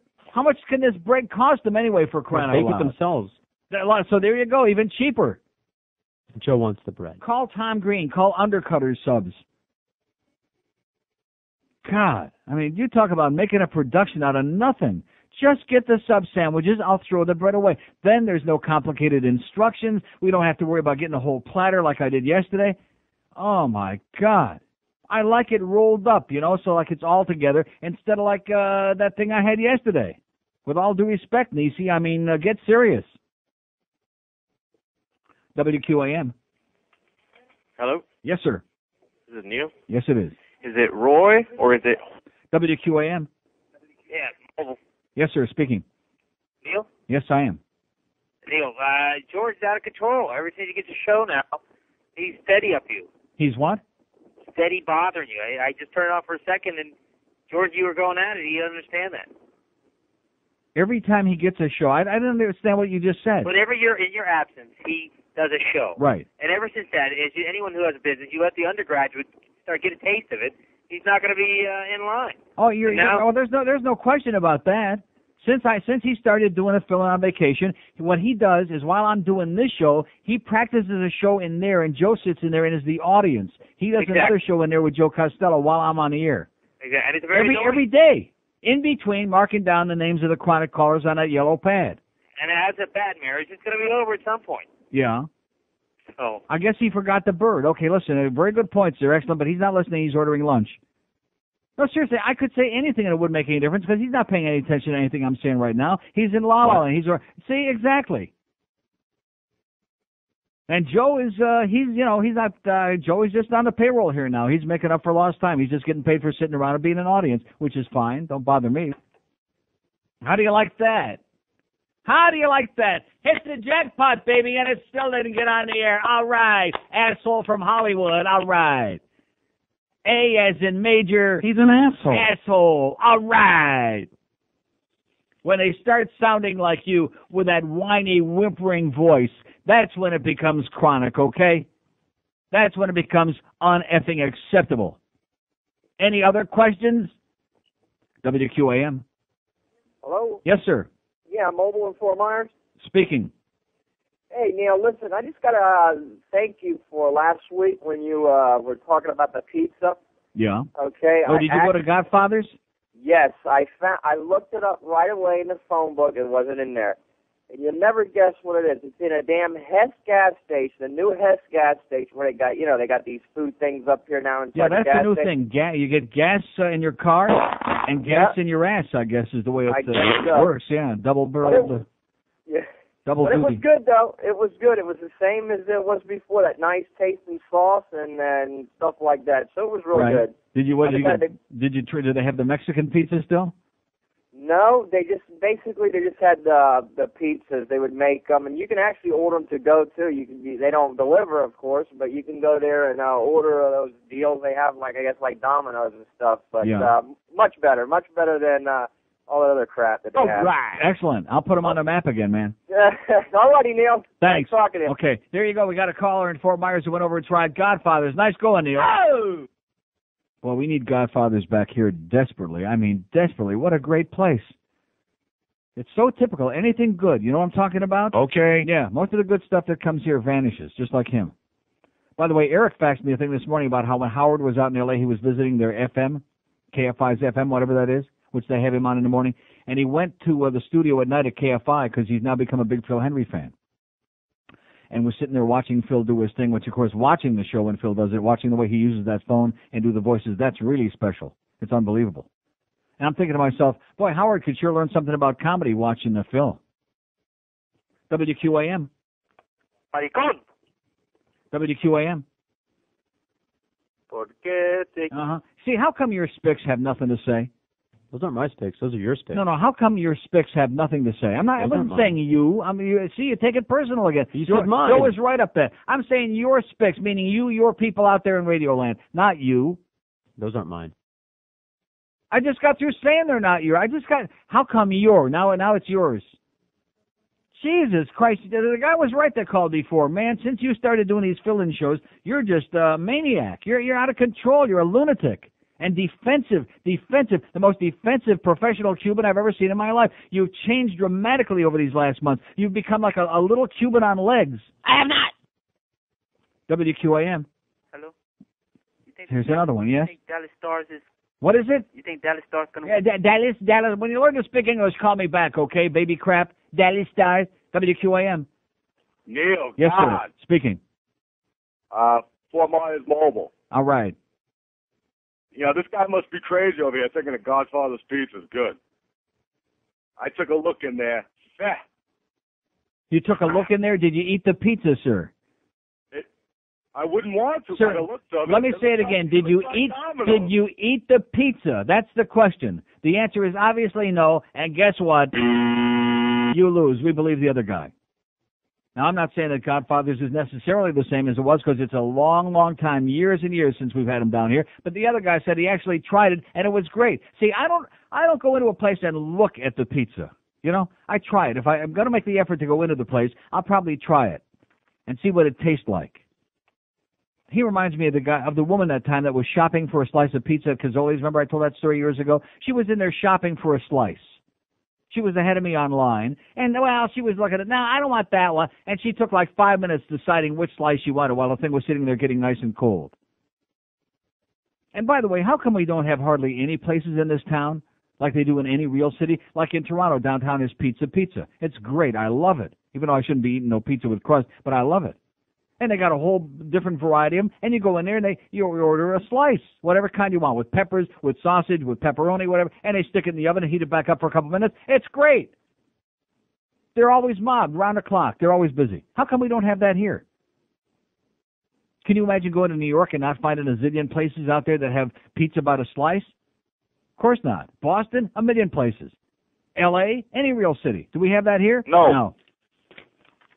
Here's Otts. 10 past noon at 560 WQAM. It's new and it's at Burger King.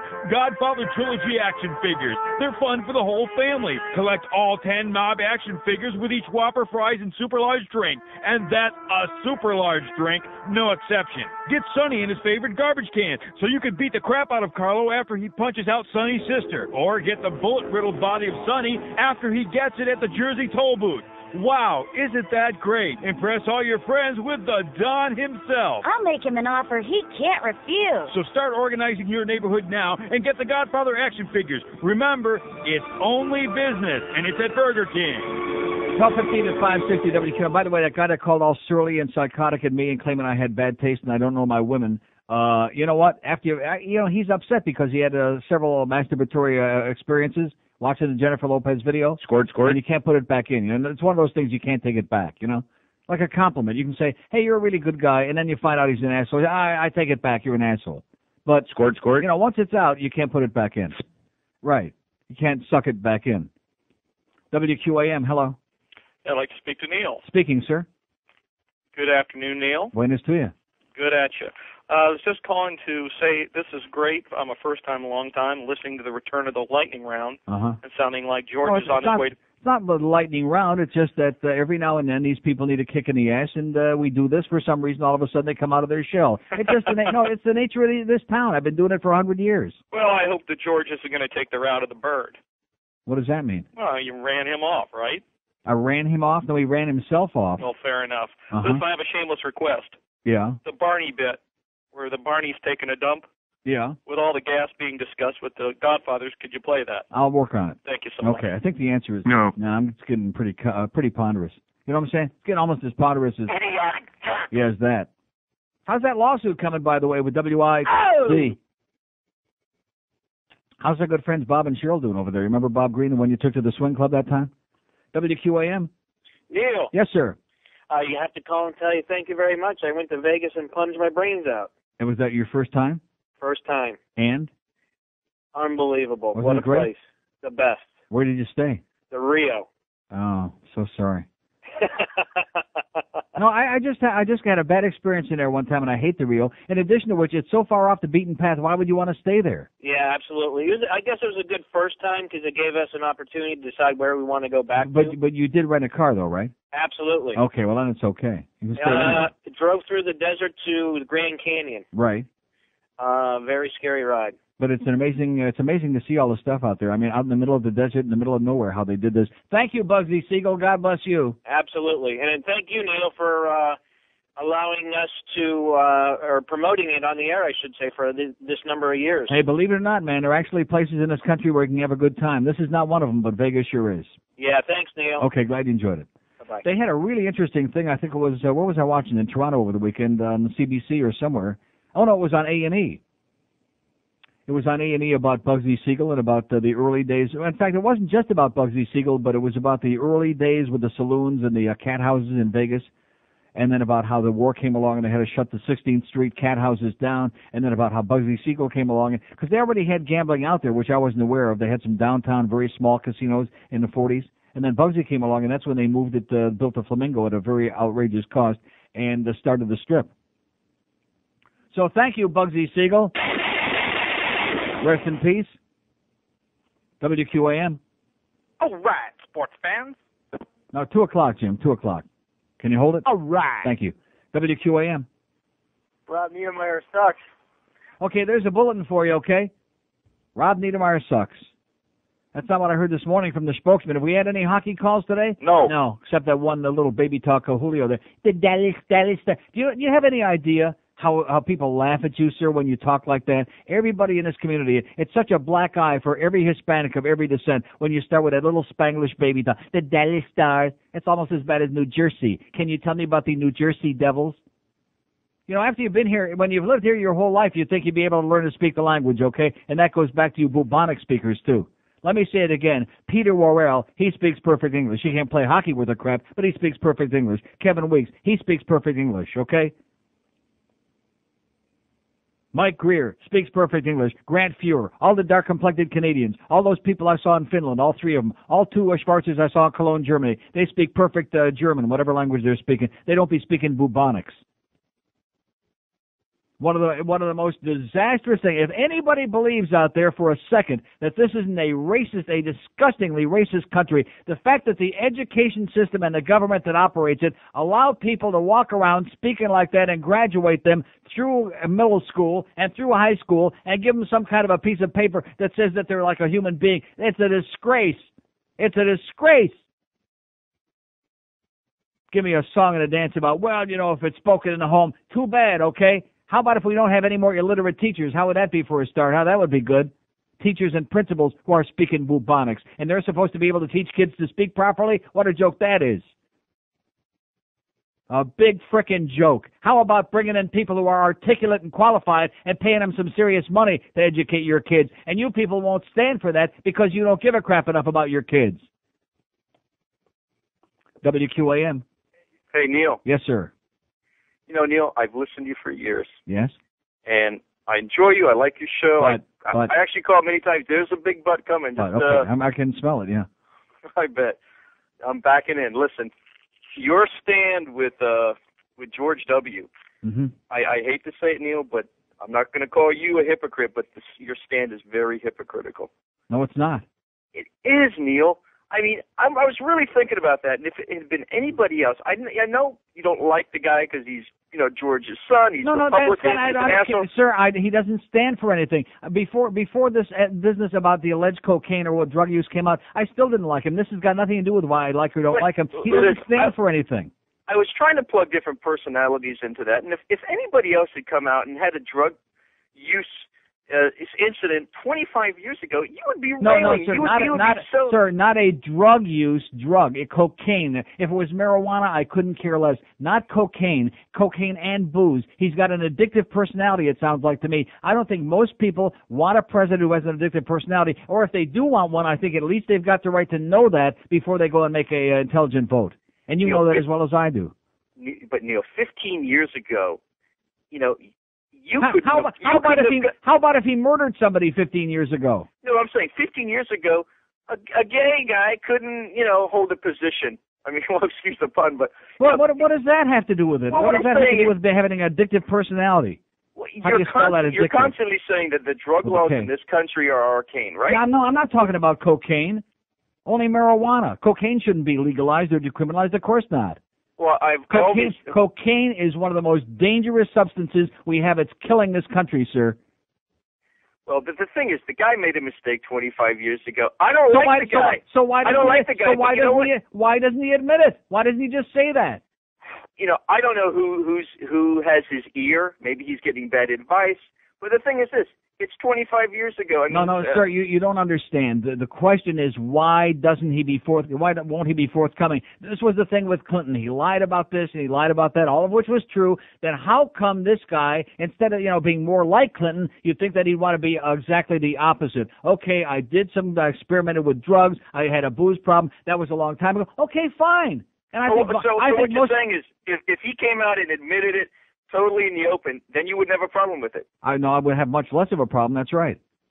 Okay, but I still wouldn't support him under any circumstances because I don't like what he stands for. But as far as that, I don't think anybody would. And that's what they're all saying. They're not saying, "Oh my God, this is an evil guy" because he once did a couple of lines of coke or whatever he did. They're saying he's a frickin' liar. If the answer is no, say it's no, and if not, come clean. That's all. No, that I agree with. But just the fact that he did it, should not prevent him from, running for the presidency. It all depends on the circumstance. It depends on whether he had a serious problem. I mean, if somebody had a real serious coke problem and a booze problem, like I said, the public may not judge that that's the kind of person they want sitting there with their thumb on it. You know what I'm saying? No, exactly. Okay. Exactly. I retract my statement. Okay, you're forgiven. I'm backing out. God bless you. Back out easily, carefully. 5670, that's what Al Goldstein said. 5670-560. No, in Al's case, it was just, and pound 560 on the Mobile One line. See how quickly I turned him around, so to speak? No, I'm not a goody two-shoes. Like I said, I'm the last person in the world to be a goddamn goody two-shoes, but I still say, and it flies against all the things I know you guys out there, you want to bang your teachers, you did bang or whatever. It's not right. It's not acceptable. School teachers shouldn't be having sex with the kids. And you people out there that say, oh, yeah, well, if it's my son, all right, nice going, Johnny. But if it's my daughter, yeah, I'll blow your brains out. Or if it should be the neighborhood priest, which, of course, it probably is. And then for some reason, that's okay. Nobody seems all uptight about that, you know? What if your son was having sex with a male teacher? Well, that's what I mentioned about the priest. Oh, if a male teacher? Yeah, just to make sure. WQAM? Neil, how are you? Yes, sir. Hey, listen, when is your incompetent management going to get Eyebrows Zagacki off the air? Sir, the incompetent management of this radio station is obsessed with Joe Zagacki, or he also has some of those naked pictures of Greg Reed with a billy goat. Listen to what he said last night. I get in the car. I'm over here in Fort Myers listening to 770. Still on from after listening to you yesterday afternoon. Caller calls in and goes, what do you think Cecil Collins runs so good? Joe's remark, well, maybe he was born to run, like the Bruce Springsteen song, That was his comment. Very good, by the way. Excellent job. This guy is a disgrace to radio journalism. Absolutely. Journalism. Come on, you're getting carried away now. You're right. I mean, I'm pinpointing this. Yeah. Unbelievable. But, Greg Reed sucks. Joe Zagacki really sucks. And on behalf of the entire staff, I want you to know that we are everyone in this building is embarrassed as hell, and we apologize profusely and wish we could do something. And let's go Marlins, baby. At least we got a Marlin game tonight. Maybe he was born to run. If he can catch the ball, he'll make the team. It's just as simple as that. I'm on Neil's radar. I heard I got barbecued again today. Okay, pal. Come over next Monday. I think you got it made. You're hired. Did I get barbecued? That's good.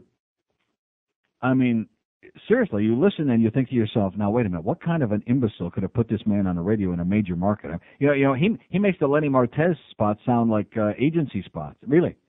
I'm talking about like from a real agency. That's how bad he is. Joe Zagacki sucks. Joe Zagacki sucks. Joe Zagacki sucks. Joe Zagacki sucks. Joe Zagacki sucks. I'm just going to play that till 2 o'clock, make me feel a lot better. I will. Make me feel great. And then when that lunch from Atlantic City Sums comes, see, wasn't that a great idea I had? Instead of that, going over to that place, he was going to go where they help spits in the food. I don't want to mention on the air where it was. What? Well, you know that they do. Yeah. 26 after 12 at 560 WQM. Bye. Oh, God, Neil.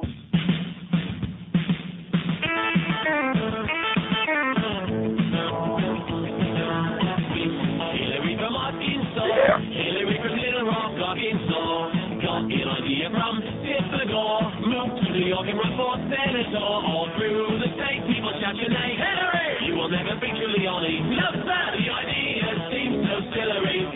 Hillary from Arkansas. Miss Hillary from Arkansas. Ran out of the cornfield on Hee-Haw. Husband Billy is a naughty boy. When you leave the house, he'll jump for joy. Wife water now just a memory. Hillary! Generino doesn't have a clue. No, sir! We're getting lost, so damn slippery. Hillary from Arkansas. I think you should run, honey. Well, hell yes, I do. I think you should devote all your time to it. And I'll just, I'll stay home, I'll take care of things. Taking care of business. I'm a BPL fan, man. Miss Hillary from Arkansas, it's the damnest thing I ever saw. You're a swifty little goofy dog, 'cause you never have lived in New York, so change your mind running Illinois. Hillary! We don't believe that you're a Yankee fan. No, sir! You're a dope-beating bad Democrat. Hillary from Arkansas. H-I-L-L-A-R-Y! Hillary!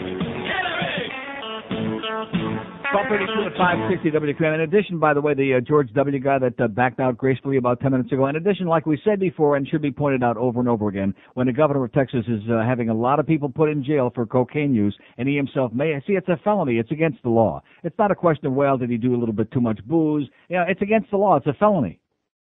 And when he's the governor of the state, and the state is enforcing those laws, putting people of all ages in jail for doing the same thing, who's the hypocrite?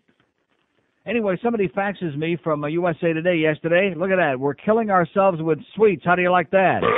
Thank you. Who was this? Len. Thank you, Len. From the forum in yesterday's USA Today, page 15A. And I'm not going to waste my time reading it or your time either, but it's just exactly what I said. Americans eat 7.1 billion pounds of candy a year, or about 25 pounds per person a year. I guess that leaves out the candy bar that I bought at Eckerd's last night on Broward Boulevard. As she stood there with her elbows propped on the counter. You notice nobody's got anything to say about that. Why do some of these people, and how much can those people be getting paid? Minimum wage? If she's getting paid minimum wage, she's still stealing. Because she's not working. She's just standing there. She's doing me a favor to ring up the sale and take my frickin' money. Didn't even have to put it in a bag. I put the candy bar in the pocket of my shirt, Just give me the receipt, give me my change, and have a great life, and I hope I never see you again. That kind of a deal. And believe me, she won't. WQAM. QAM. Hello. Hello. Yes, sir. Uncle Neil. Yes, I am. Just wanted to see if you listened to the spokesman this morning. Yes, I did. I talked about it, but we've had no response. Oh, well. So I saw him on the elevator on the way out. Did you? Yeah, he shook my hand and said, "Hey, welcome to the organization." He said something about not being able to try to get Alexei Yashin because Yashin's going to stay in Ottawa. He's not going to stay in Ottawa. Yeah. No, basically what he said is we're not going to spend any more money. We're paying Paco yeah, we're not going to spend any more money. We might they find weren't going to go after because they weren't going to spend any money. Right. And, we could use somebody like him or even keep Primo, but ain't going to happen. Ain't going to happen. Okay, Neil. So say a prayer for Pavel's knee, baby. Shameless request? Yes, sir. Shufro? Okay. Thank you, sir. See ya. We're going to play Shufro today? No. 5670560. We might play this, though. All right. Let's turn that audience off. Come on. Let's do some hockey talk. Let's get the audience warmed up for those two hockey stories George is going to do during my vacation. Oh, yeah. That'll really build up the audience, baby. Remember those great hockey shows we did with Rimmer? They stunk. Oh, they were the best. They were the best. They stunk. Come on. They were dynamite. They stunk. Come on. Okay, that's enough, Jolynn. Wonder what ever happened to Jolynn. She just headed off for Nashville, never come back. She came back. What did she do for us that one time? She did something else. The anniversary song. Oh, the anniversary song. Now, was that before or after? That's before. A good question. Yeah. She should have quit right then. Yeah, she should have quit right at that point. She did that for you, buddy. Oh, because that song, You're the one that played it today. Yeah. And? I mean, I wasn't going to say anything back in those days, but, now that I have this attitude. Now that you're such a surly spit. Right, boy. And a superstar in your own right again. Yeah. So what do you think? The Dallas Stars? 5670560, pound 560 on the Mobile One line. WQAM. Yes, I'd like to speak to Neil, please. Speaking. Hi, Neil. How are you doing, sir? I'm doing just fine. Welcome to our Mickey Mouse radio station. I'd like to call Sugar White Mike a douchebag. Okay, thanks. Thanks a lot. Welcome to our Mickey Mouse station where Greg Reed is busy running around telling us about how the Chicago sports stations suck. I guess he didn't hear Joe Zagacki last night on this station, huh? Because suck would have been a big compliment in that case. The worst 4 hours in the history of radio. I mean, embarrassing would have been an understatement. People are on death row for lesser crimes than putting that man on the air. WQAM. Hello? Yes, sir. Yeah, I'd like to speak to Neil, please. Speaking. Neil, I'm calling from my job.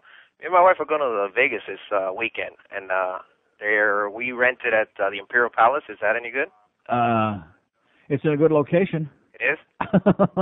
It's not a great hotel. I mean, the rooms are okay. It's just don't spend a lot of time in there. What about New York? We got a package for like 4 days for $520. Well, so why are you going to the Imperial Palace? No, just asking because you've been there before. Go to New York, New York. It's a hell of a lot better than Imperial Palace, man. Really? Imperial Palace blows to be. I mean, I don't want to say that because it sounded to me like you already were committed to stay there. No, seriously, if you can change it and get into New York, do it. I will. Trust me. I will. Thank you, Neil. The only good thing about Imperial Palace is the location's pretty good, number one. Number two, there's an Ethel M's right next door. Talking about killing yourself with candy. That is good. And very expensive. I don't care. See, John is always saying that, it's overpriced. I don't care. See, when you make a few bucks, you don't go shopping for price when you buy candy. I can get Fannie Farmer if I want cheap. Although, I'll be honest with you now, Fannie Farmer, which I think started in Rochester, I do believe, and they're in Boston, because every time we go to Boston, there's a Fannie Farmer shop downtown. And that's not too bad. Farmer's Fannie? I'm trying to think if I had it. You never had Farmer's Fannie? I'm not sure. That's not too bad, but it's not in the same league with FLM. You have had FLM. Oh, yeah. They have that. What the hell is the kind? Is it Crispy Crunch or something like that? No, that's the name of a candy bar in Toronto. But, oh, my God. You know the one I'm talking about that's got like the coating on the outside? Oh. Like the crushed nuts or yeah, something? Like crushed just to die. I could eat like 5 pounds of that right now and die with a big smile on my puss. WQAM. Joe Zagacki, Hank Goldbergen, Joe Zagacki. Oh, I say, oh, yeah, thank you. Thank you very much. I'll dig that up. As a matter of fact. One moment, please.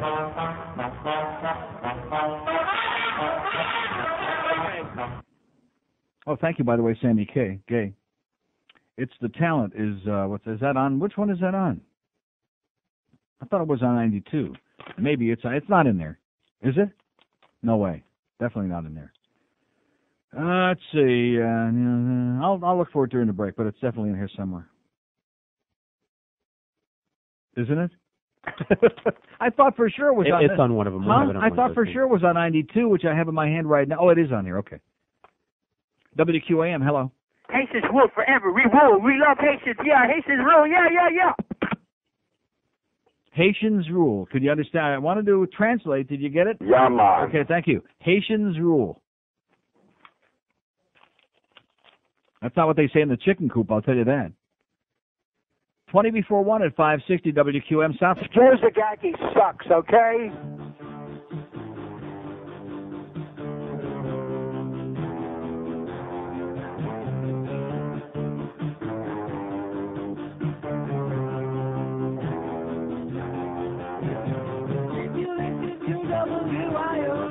No. The shows in the daytime are better. You never know it by the way that they are promoting the sports, the news, the weather. It's always Hank Goldberg and Sonny Gershon, Joe Zagacki. Say I don't know by now. Oi! No one gives a crap about any of that. It's the talent that brings the money. Crap. And if that's all they're gonna the talent is losing out. Then, buddy, if they screw it up, then I'm tuning out.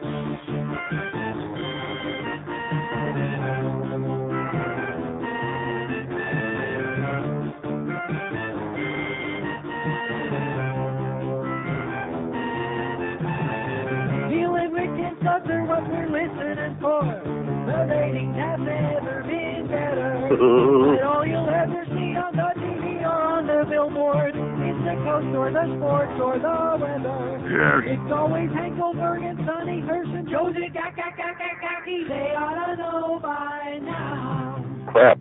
No one ever listens to that other crap. It's the talent that keeps the place running. And if that's all they're gonna tout, the talent is losing out. And buddy, if they screw it up, then I'm tuning out. Well, tuning out.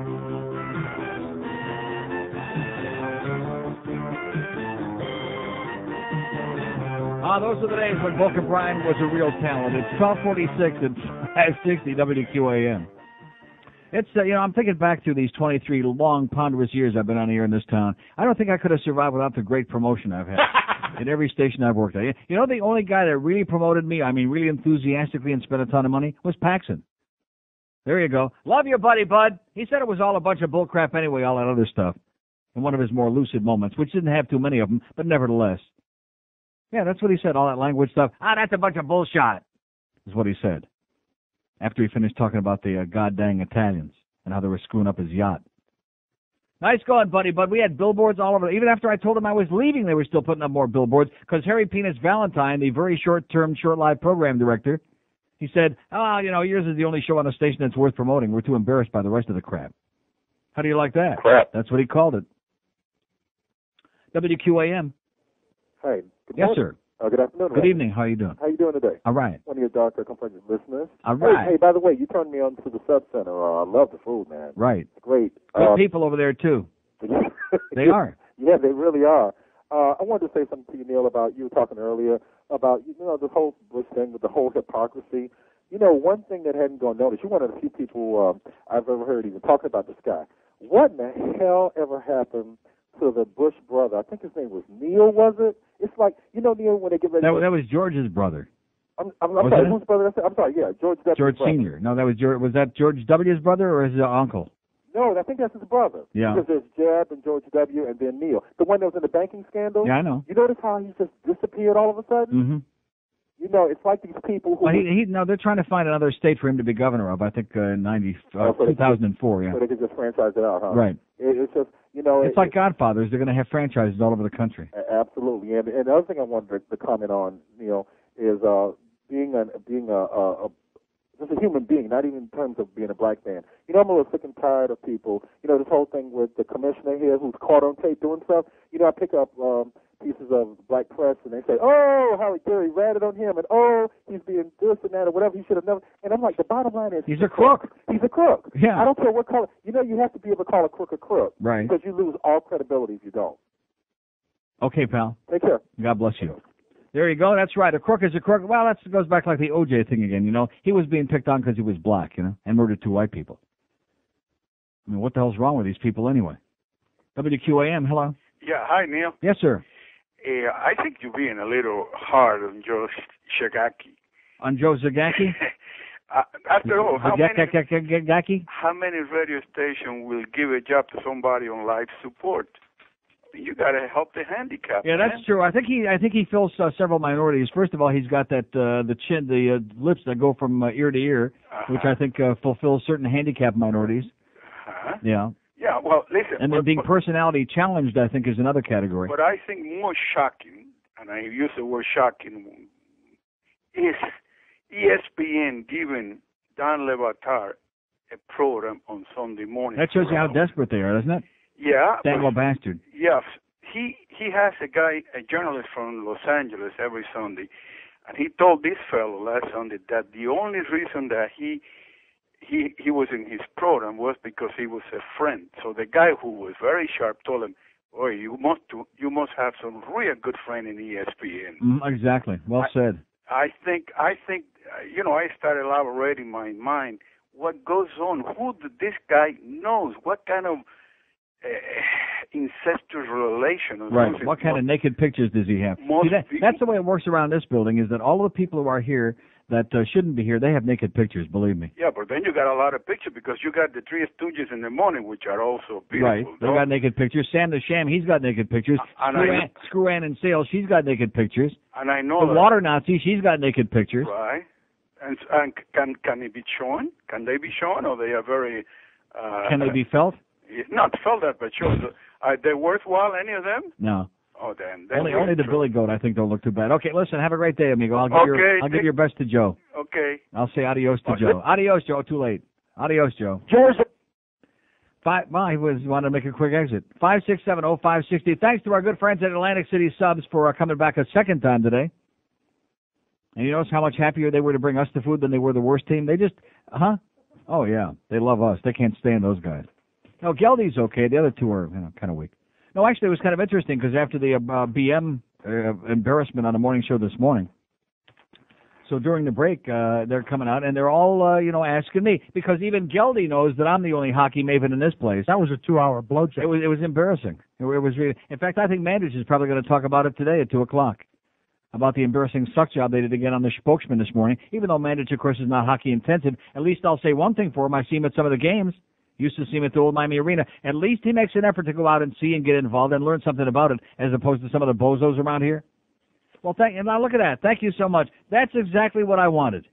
That's exactly what you see, with toothpicks through the bread, you take the toothpick out, you hold it like this. You fold back the things like that, the folds, like kind of folds. Yeah. Yeah, and then you eat the sandwich without the bread. It's very convenient that way. In fact, you really need the bread because it holds it all together that way. As opposed to asking for a plate with a pile of crap on it. Whatever, man. No, but didn't this work out? It works great. And you don't have to give any special instructions, that's all. Italian sub, roast beef sub, whatever you want, and here it is, and then you eat what you want. But they do that anyway. They do what anyway? Like cold cut platters, deli platters, party platters. You know, that guy that mentioned the bird before? I don't want platters. I understand we have to go through that this now. Again? No, we don't. I understand that now. Because when they put it on the platter, it puts the lotion in the casket. Most people casket. make any sense of the guy that can't eat bread is going to order bread on a sandwich. Am I supposed to feel guilty that I'm going to throw the bread away? No. As a matter of fact, I feel good that I threw the bread away. Hey, I was just thinking of you, and now you're going to make me cry. Good. WQAM. Hey, Neil. Yes, sir. Goldie said you were sucking up the Murray like a big Hoover. Yeah, suck this. Goldie was out here just dying for my input, dying for my approval. Goldie said this, yeah. You're such an asshole, man. You're pathetic. Go back to New York. Oh, they won't take you? WQAM. Hello. Hello? Do you watch Ricky Lake, you faggot? And Ricky Lake. Ricky Lake. How do you like that? A little kid about 2 years old. No, this faggot doesn't watch Ricky Lake, okay? Ask Daddy. He probably does. This is good. What? No, I got my own Fresca that I brought into there. With the artificial sweetener, of course. WQAM. Neil. Yes, sir. Or is this George? No, this is Neil, I think. Oh, okay. Hey, this is going to make your day. Article in the paper that the city El Cenizio in Texas went to Spanish only. Signs, city council meetings. Yeah, I saw a caustic article on the op-ed page this morning about that. Yeah, that's where this country's going. How do you like that?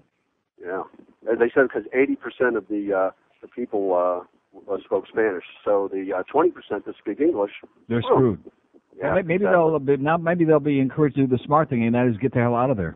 Well, yeah, if they hadn't figured it out by now, right. This ought to be the last. This ought to put them right over the edge. Exactly. Okay, thanks for the bad news. 5670560 pound 560 on the Mobile One line. So, what do you think about Dallas Stars? WQAM. Neil. Yes, sir. I mean, I'm going to tell you, the guy who sent his kid on the phone to say that, I'm going to tell you, man, I got to get out of this town. Isn't that amazing? A little kid. You watch Ricky Lake, you a faggot? I mean, who would have this? See, I don't mind the faggot part, but I mean, accusing me of watching Ricky Lake, that's really bad. Yeah. All right, Neil, where can I go? Is Vegas a good place to live? No. Would you live out there? No, I would never live there. Really? Why would you want to live there? I don't know. I got any place seems better than this town. Uh-huh. Any place. Savannah, Georgia is not too far. Oh God, I don't know. My brother moved to North Carolina. No way. Don't do that. No. Too many Spicks invading up there now. George, right? Exactly. All right, the Neil. whole clan. Good luck, you pal. Okay, bud. Okay, won't be too long. Just relax. Hold on to bed. You know, pretty soon some of the civilized people will be back here in town after Labor Day. A few will start trickling in. Some of our hockey people will come back. All right, let's hear it. Come on, a little enthusiasm. Ellen B, you're so slow. Come on. We love you, Lindsay. You look okay. Yeah. The way you beat Ray Ford and Ranford too. There you go, Billy. And Still looking on that picture, huh? Good guy. Was cool. Still, Lindsay, we love you. Yeah. Florida Panthers, so easy to love. Okay. See, this is all before we had Ray Whitney and Pavel Bure. 12:56 at 560 WQAM. Hey. Oh. WQAM. 1 to 2 hours.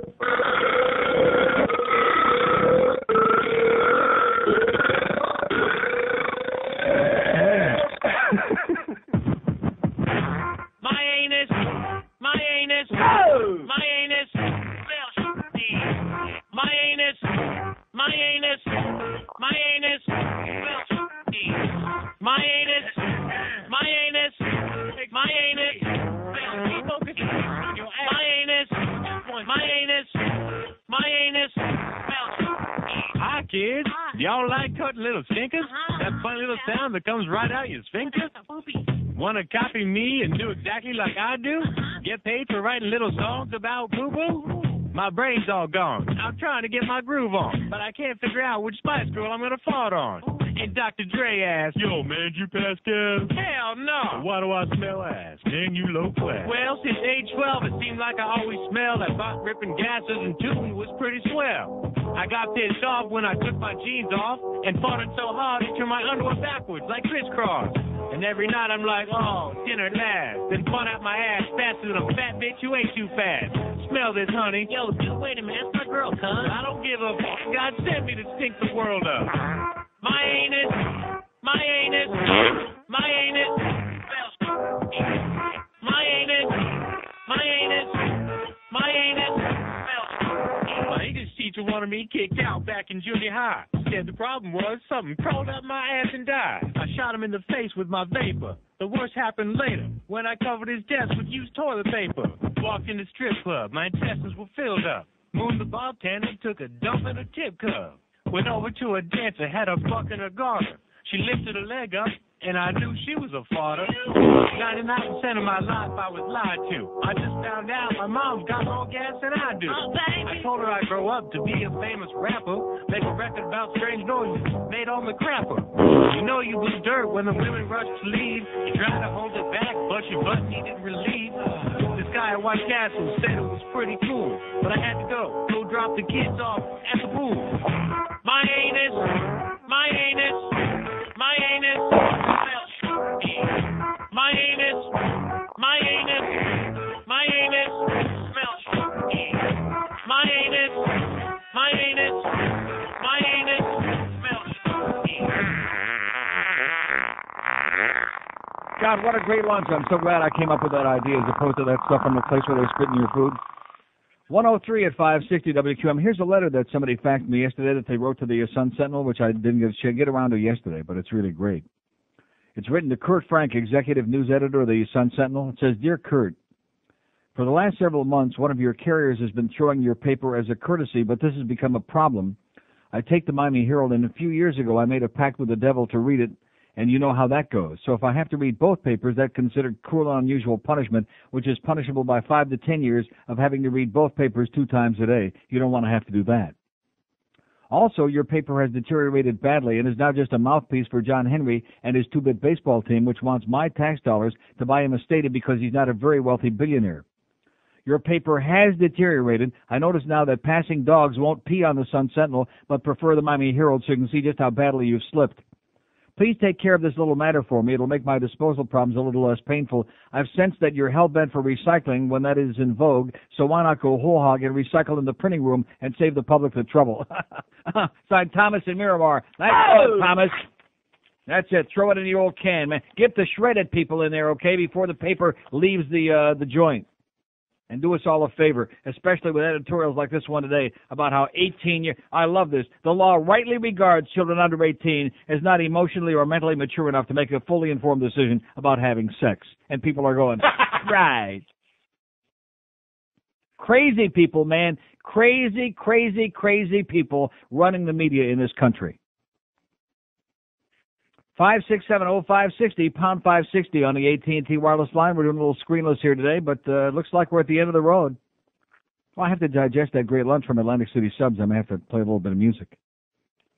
WQAM. Hello, my name is Keith Lorraine. Oh, yeah. Your name is, you know what his name is? He's an asshole. That's his name, yeah. How sad. Like I said, none of your people have anything to say. None of them. Not one. How can we have all of those people here, and nothing to say about anything? Not even to hell with Fidel. All of these things. That they could be talking about nothing. WQAM. Okay. WQAM. Hello? Yes, sir. Hey, that thing in Texas with the Julios. Uh-huh. Can you imagine if when we tried to make English the official language of Florida? They already did. Huh? They already did. Yeah, and look at that thing in Texas on page 18, and you didn't hear it on national news. The thing with making English the language here, it was all over the place. Of course, because that was evil, because it's American. We're supposed to, we're supposed to bend to everybody that comes up on a banana boat and bend to their wishes. See you later. Okay, thank you. Muchas gracias. 5670560, pound 560 on the AT&T wireless line. I notice Joe has got a whole new job now as George's permanent sidekick in there, which is pretty interesting. No, listen, I don't begrudge you. I mean, you're a good guy, but are you, doing anything these days, or? Having lunch. since 10:15 this morning?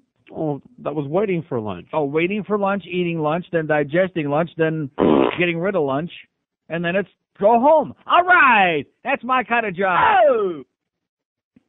WQAM. Of course, he would have to hang around with. Seriously, you know what we're going to do? We're going to start dealing with him. Seriously, we got the number, the facts, the whole deal. We're going to start dealing with him. We don't want to talk to you, okay? We'll talk to just about anybody in the world. Not you, Assy from Hollywood. We won't talk to you. We won't deal with you. We're on record here today. We will not deal with you, okay? If we have to get you fired, if we have to get you put up on a cross, crucified, we'll have Channel 7 come and cover it. But whatever it takes, goodbye. WQAM. Hey, Neil. Yes, sir. Hey, Neil, are you going to do a CD this year? Yeah. Definitely, right? Uh-huh. October? Yes, sir. Okay. Is My Anus going to be on there? I don't know about yours, but mine will be. That is a great song. You remember you said one day that some of the parody songs, you really don't even realize how funny they are until you hear the real song. Right. I was walking through the mall the other day, and that I don't listen to rap music, and that My Name Is, which is, I guess that's the Takeoff song, right? Right. It was playing, and it was so funny. I just stood there and listened to it thinking, God, it really does make it even more. And the message is keep Eminem away from your rectum. That's never stick one in there. Neil, thank you for being you. Okay, and have a great day. Bye. Good old Eminem. See, they changed the rap music into hip-hop because rap music, was just another word for illiteracy. So they changed it to hip-hop to make it like more an acceptable music form, which it's still... No, it's not. But nevertheless. 108 at 560 WQAM. Hurricane fucking blow! The following is a paid public service announcement from the International Rifle Association. Let's face it, most of us will never be rich. Hell, we probably won't even be successful, and that's pretty damn depressing. But, as usual, with every problem, there is a solution. Hi, I'm Jim, and I'm here to tell you a little something about handguns. They scare the shit out of people and intimidate them into giving you whatever you want. That's right, handguns. Think about it. Need some cash? Rob a bank. Don't have enough money for beer? Pull up a convenience store. Take some chips and pretzels while you're at it. It's all free if you've got a handgun. Some son of a bitch cheating on your girlfriend? Kill him. It's a simple solution to life's complex problems. All you have to do is wait the 5 days for it, and happiness is just around the corner. Hell, if you don't want to wait the 5 days, who cares? Buy the damn thing off the street. Just buy a lot of handguns. It's a great alternative to working problems out and can be considered a population controller. Yes, handguns. They just might make you famous. 114 is 560 WQM. We got Jim Mandich coming up at 2 o'clock for Vacationing Hank. And then at 6 we got Donnie B. Working into that Marlin game. And like I said, let's look at it from a positive standpoint. The Marlin game means no Joe Zagacki. How do you like that? So let's hear it for the Marlins. 6:30 pregame. Look at that. We're doing screenless, and we got one call ringing at the moment. So I didn't realize that Atlantic City subs brought so damn much. Look at that. They sure don't bring that much for the morning, guys. I'll tell you that. God. They brought a platter of like 50,000 subs in here. Tuna subs and Italian cold cuts and turkey subs and olives and onions, all kinds of great stuff. Thank you, Atlantic City subs. 5670560, and great stuff too, by the way. I mean, just outstanding. Out-freaking-standing. WQAM. Bill? Yes, sir? Yes, what are the plans for Lawrence? Now, this is the guy that called yesterday 6,000 times with a 561 number, and there is a God because his cell phone crapped out. How do you like that? Sir, you're a bigger asshole than Andy from Hollywood. How do you like that? You're even bigger. At least he's got an excuse. He was just born like a mental defective. What's your excuse, besides they kicked you out of New York? That's the guy. WQAM.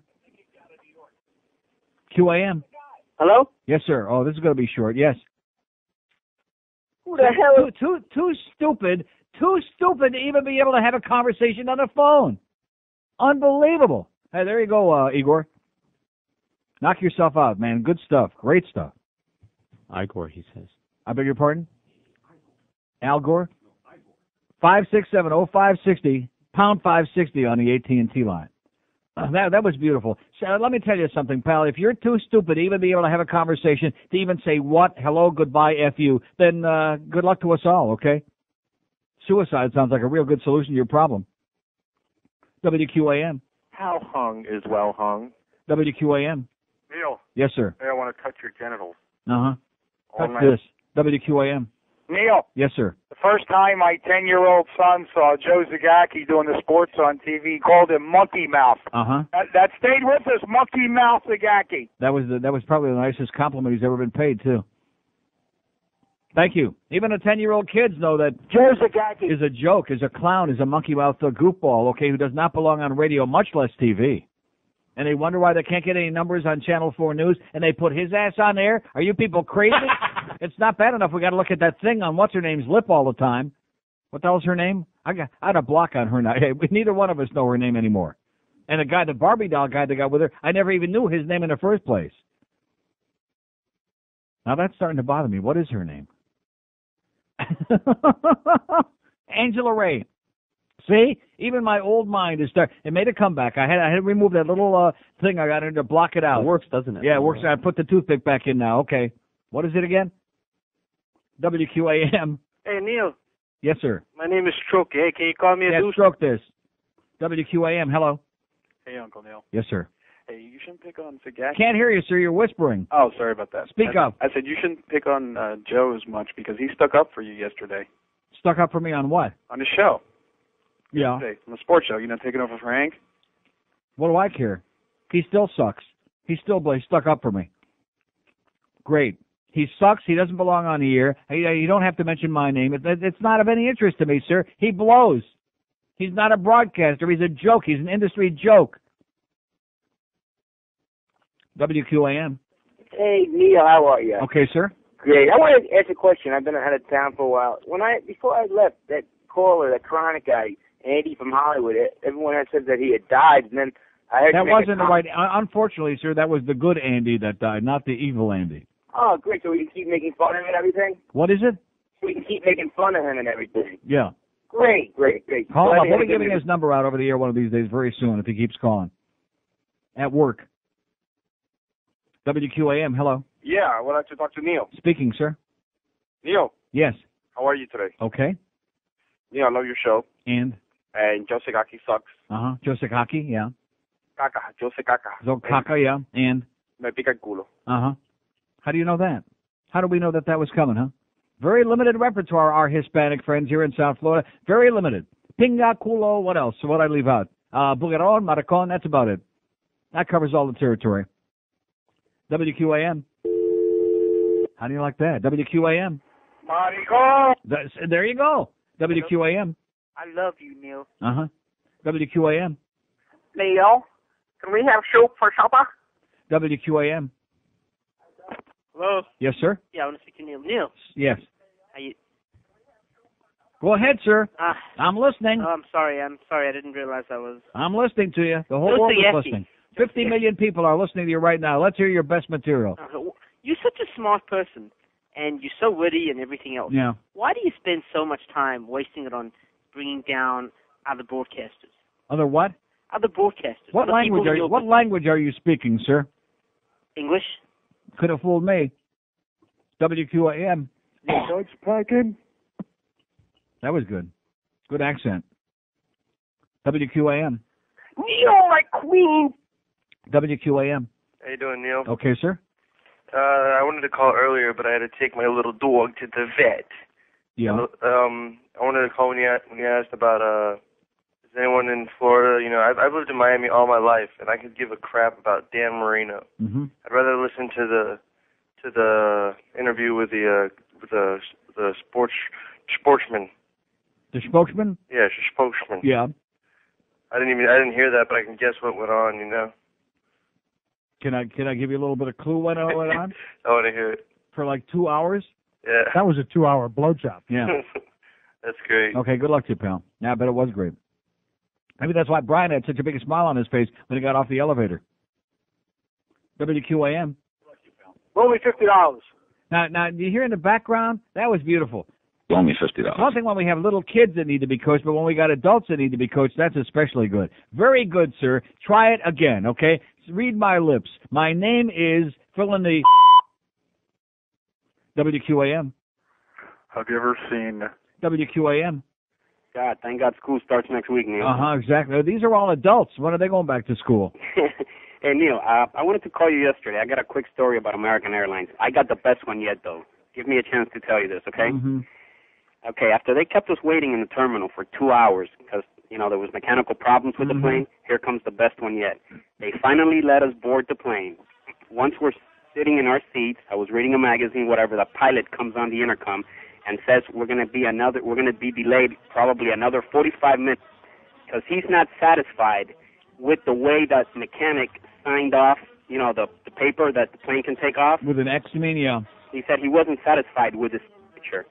The way he signed off, he couldn't read his name out. So we had to wait another 45 minutes to an hour while they tracked this mechanic down. Because the pilot wasn't happy with the way he signed the paper, you know. He couldn't understand, you know, the name that he wrote on it. So it kept us another hour sitting inside the plane.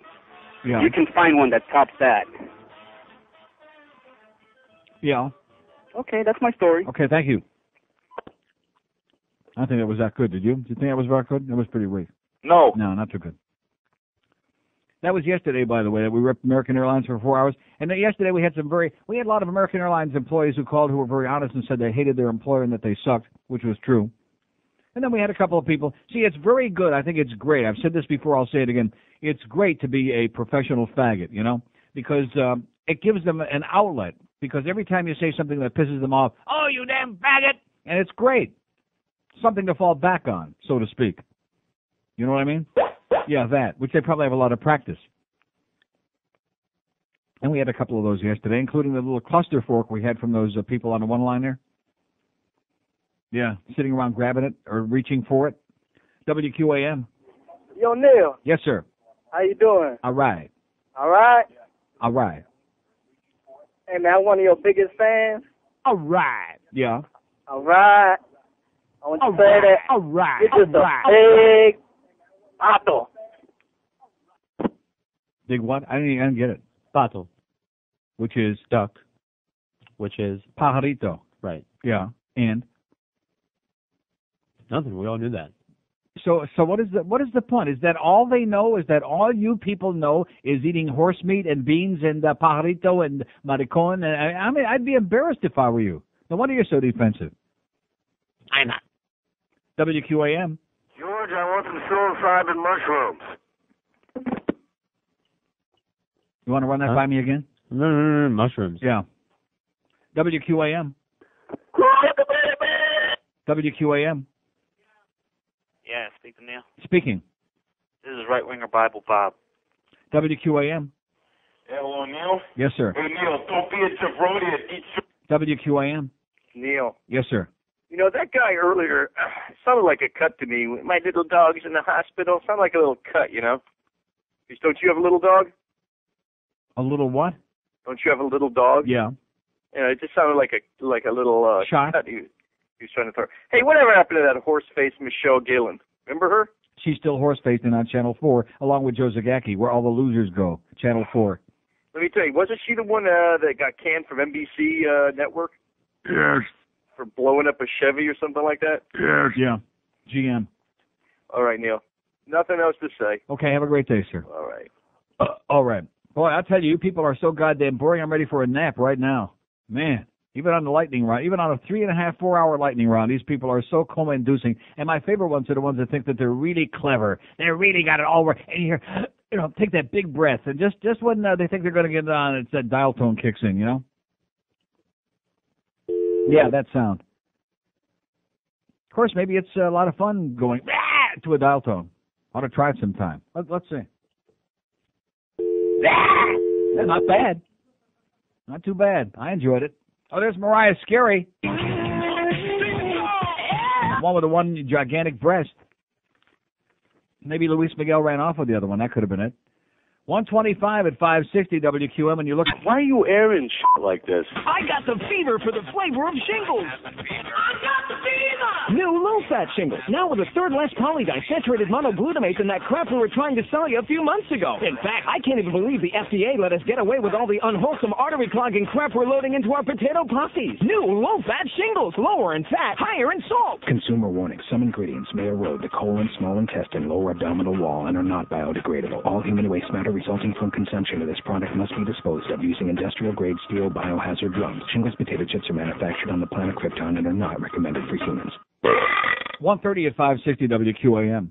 5670560, pound 560 on the AT&T wireless line. We're doing a little screenless here today. An exercise we do once in a great while because the rest of the public are sitting back going, You notice, by the way, no women when we do this. Ordinarily, we get very few women, but when we do the screenless, none, zero, zippity-doo-dah. Goodbye to all the women. Not that I'm complaining, mind you, but that's just the way it is. WQAM. Puts the lotion in the rectum. WQAM. Hello? Oh, here's another little kid. Yes? Yes, sir. Neil. What can I do for you? Oh, nothing. Can you play that anus song? WQAM. Yeah, speak to Neil, please. Speaking, sir. Yeah, I'd like to talk to Neil. Let me say it again. Speaking. Yeah? Yeah. I want to say, don't worry about nothing. Yeah.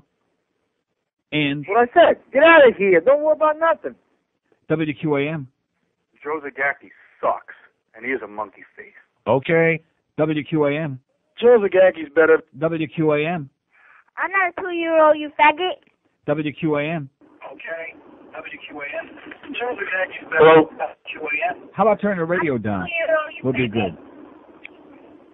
Jackass, turn the radio off. Come on, let's go. Let's hear the material. It's only a 4-hour show. Let's go.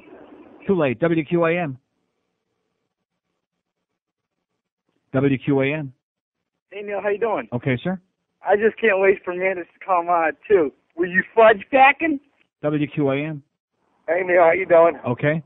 Well, you know, it's embarrassing to say that I live down here, and nobody can call you with a topic. It's more embarrassing to say that I work down here, much less forget about living here. I can't believe that people have an opportunity to speak with you, to bring up a point, to do anything, instead of being intelligent. This is the best they can do. It's been that way for 100 years, pal. Well, Neil, I don't know how you do it. I've been listening to you down here for 11 years. I'll tell you why I do it. Tomorrow's the 25th. You know what that means? It's a big, big, fat payday, you know? Well, that's why I do it. And the next day is vacation day, so. I like your lifestyle. Yeah. But I'll tell you, thank God you can't get a vacation and get away from all these people down here. They don't have anything intelligent to say, and I wish I had more than that, Neil, but I'm done. Okay. Have a good day, my friend. And back to you. We'll stick a fork in you like somebody I know would say. WQAM. Stern God. WQAM. Hey, Spencer Cowman. WQAM. Yeah. Yeah, yeah, yeah, yeah. Excellent. WQAM. Get the lotion out of your butt. WQAM. Hello, Neil. WQAM. Joe Zagacki's my... WQAM. Hey, Neil. Yes, sir. I want to be a pedophile. WQAM. That's probably the guy from Radio Marti again. QAM. I'll wait till they all get lit up again. And we'll run through, let's see, it's 1:33. We'll run through about another 600 between now and 2 o'clock. WQAM. Neil. Yes, sir? Yeah, about the George Bush thing. Can you believe that you think someone's recreational drug use back 25 years ago should be relevant right now? Sir, let me say it again. If he has no problem, then why doesn't he fess up to it, number one? And number two, number two, how come the state of Texas is putting people in jail for it then? Well, you know what? For what you call recreational drug use, my cokehead asshole friend. How do you like that? This guy's another one of these guys whose nasal passages are so burned out, his whole sinuses. This guy can't even speak. His nose, his throat. He needs a good eye, ear, nose, and throat man is what he needs. Somebody's recreational drug use. What a crackhead. WQAM. Hello? Yes, sir. Hey, what's up, Neil? How's it going, man? Okay.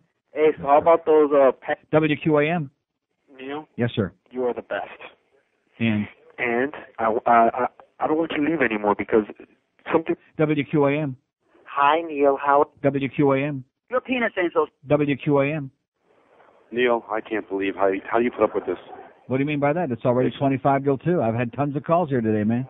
Oh, better than giving that number out and begging for calls. Yeah, no, just the people. Idiots, I want you to keep in mind, people all over the world are listening on the internet, and this is what they hear from South Florida. And you know something? It's a very accurate reflection. It's perfect.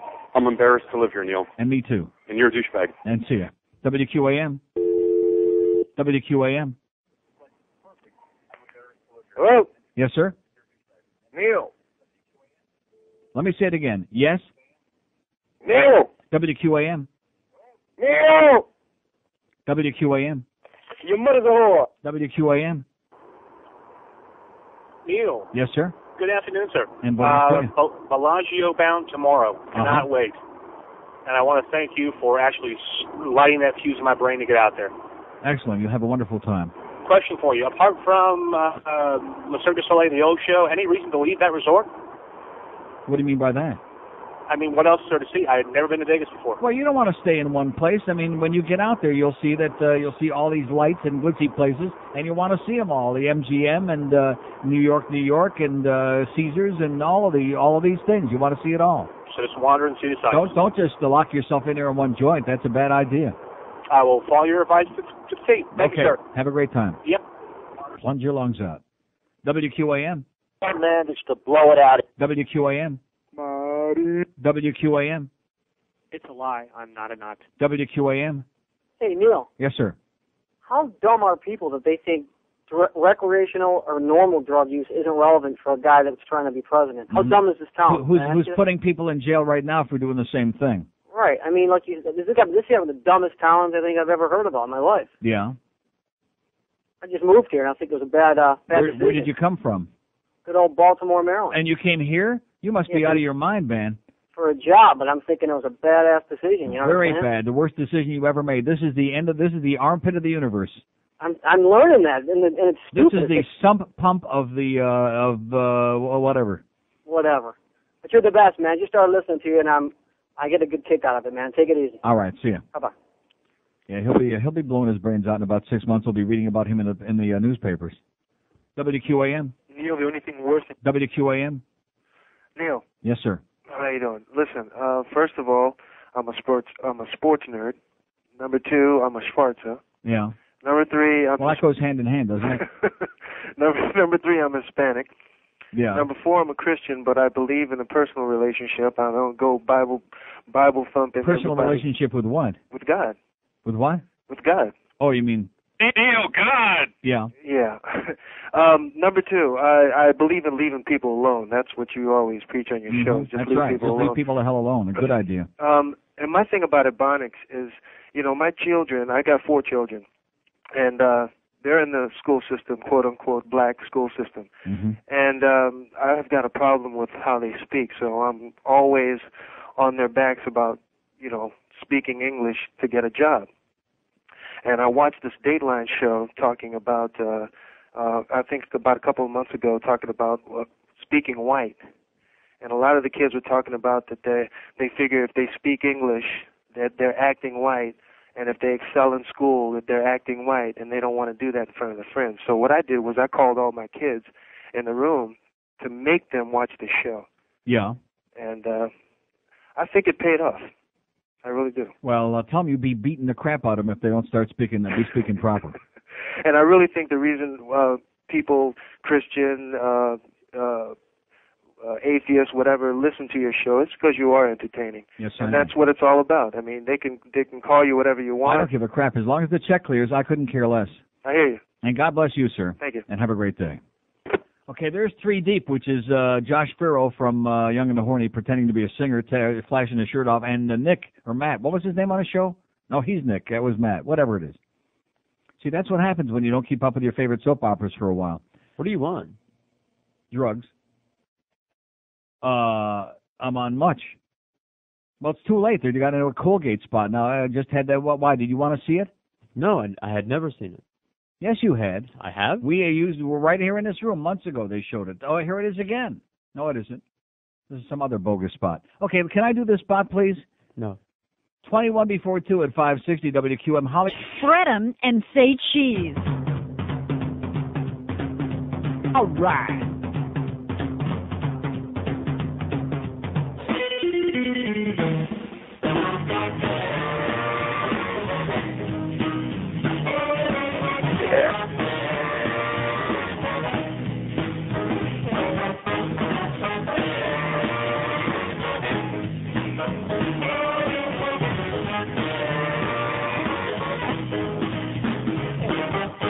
The concert ended with burning trees. Playing on stage was a naked flea. Chili peppers, red hot's their name. There goes Woodstock, up in flames. $12 for a slice, but that pissed the people off. But burning merchandise was a hell of a send-off. Woodstock riot, riot. Upset that they didn't play. Woodstock riot, riot. You could blame it on Sugar Ray. Woodstock riot, riot. It started on the last day. Woodstock riot, riot. I hope they're still stuck on the thruway. Yeah! You're behind bars. To restaurant cars. A show that opened up with old James Brown ended up with the burning to the ground. Knocked down 2 towers, a crazy night. Carson Daly ran for his life. I think it's fair to say only some kids ruined the show. Thanks to this melee, they forgot the peace and love. Woodstock riot, riot. It started on the last day. Woodstock riot, riot. Hope they're still stuck on the thruway. Yeah. And you remember who was really on stage when they started the thing, who put him over the edge, who got him psychotic? Limp Bizkit is who did it, yeah. It's not in there? 145 at 560 WQM. We got the Mad Dog coming up at 2 today, who's going to tell you the real stories about Joe Zagacki. WQAM. Hank, thanks here for WQAM. Hello, Neil. Yes, sir. You know, when I look out in America today, it makes me sick, really. Yeah. I mean, this country, forget about it. You're better off moving to Turkey or Canada for all it's worth, you know? Hello? WQAM. Hey, if I had the ability, I'd take... WQAM. Hello. Yes, sir. Yes, sir. Mr. Neil Rogers. Speaking. How are you today? Great. Oh, that's good to hear that. I have 2 things I have to say. Okay. Number one, I want to congratulate the great job you've been doing for the past years and to keep going. And also, I want to congratulate you a day at a time for the big 25th coming up tomorrow and to keep up the great work. Number 2, it incenses me to see all these people calling all day, have nothing to do the whole day, have nothing to do than to call a radio station and blow off a smart remark. They're blowing it off, yeah. You can They're smell it. taking people, they're running people like you down. People like you who have done great things for us, for instance, like that tax increase that is coming up. I did it single-handedly, man. You know? And the vote, too, yeah. You know? I know. Well, I don't understand this, Neil. I just want you to keep up the great work, and I appreciate to have you listening. And thank you so much. All right, buddy. Okay. WQAM. Neil. Yes, sir. Yeah, I just want you to know Joe Zagacki. WQAM. WQAM. Hey, Neil, what's up? I'm a Puerto Rican smart stuff. Uh-huh. And I just have 2 things to say, and I'll leave you alone.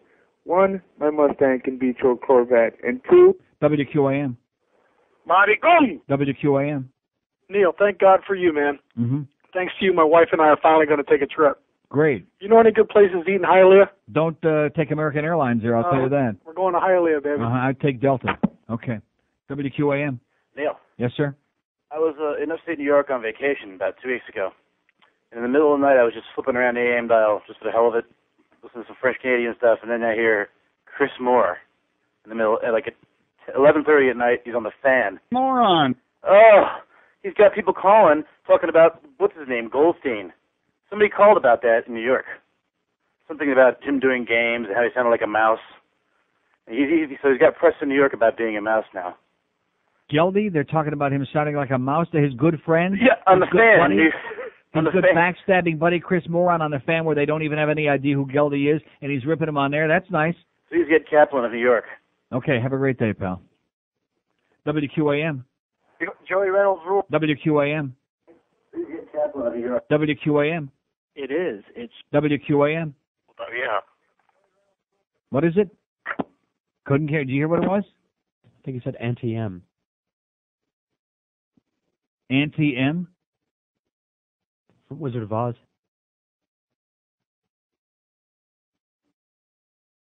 Excuse me. WQAM. Hey, Neil. Yes, sir. Hey, what I hate is people calling and ragging people that have nothing to call about. That's what bugs me. But I wanted to talk to you about an airline that has a service that might be of interest to you. Yeah. Yeah, they serve up young boys. Uh-huh. You like it. It's WQAM. Hello, Neil? Yes. Got a shameless request. Uh-huh. Can you play a song, Get Out of Cuba? No. WQAM. Come on. WQAM. Hey, Neil, how you doing? Okay. What percentage would you guess? This is what it means to be number one in young Hispanic men. This is what it means. Go ahead. Yeah. That's the benefit we get. Did I interrupt? No, go ahead. I couldn't hear what was going on because it's no Good. one on. Believe me, it's a bonus for you. Okay. Anyway, out of all the people that listen, if you had a guess or if you had information, what percentage do you think are callers? As far as I'm not talking about a chronic every day, but like 1%. 1%. Uh-huh. And would you say out of that 1%? Out of the 1%, I'd say 98 need mental help. 98% of the 1%. Okay, so I must be in that too. Hopefully they don't need it. But anyway, I love your show, and it's just me. What the heck is WQAM. Hello. Yes. Hi. Yes, sir. Hi, Neil. I want to call about yesterday. I flew American Airlines once. I'm so sorry. Yeah, and we actually, please, thank you. We actually, we left late and we got there early. Yeah. Which was pretty amazing. Great. Considering it was full of the banana boat people, and we were going down to the Dominican Republic. Yeah, I'll never go in either. I'll never go in Terminal C or D again, ever. I don't care what anybody says. I will never go in that part of the airport again. It's a foreign country. It was pure hell. The only thing that was missing was a chicken. You should have to have a passport just to get through. Forget about going anywhere, just to get into that part of the terminal. All right. And have a great day. WQAM? See, I like to wait and see just how long it takes before they find. Then they start, and they don't come out. WQAM? WQAM? Hello? Neil? Yes. Oh, another one of yours. WQAM? Yeah, Neil? Yes, sir. I've been listening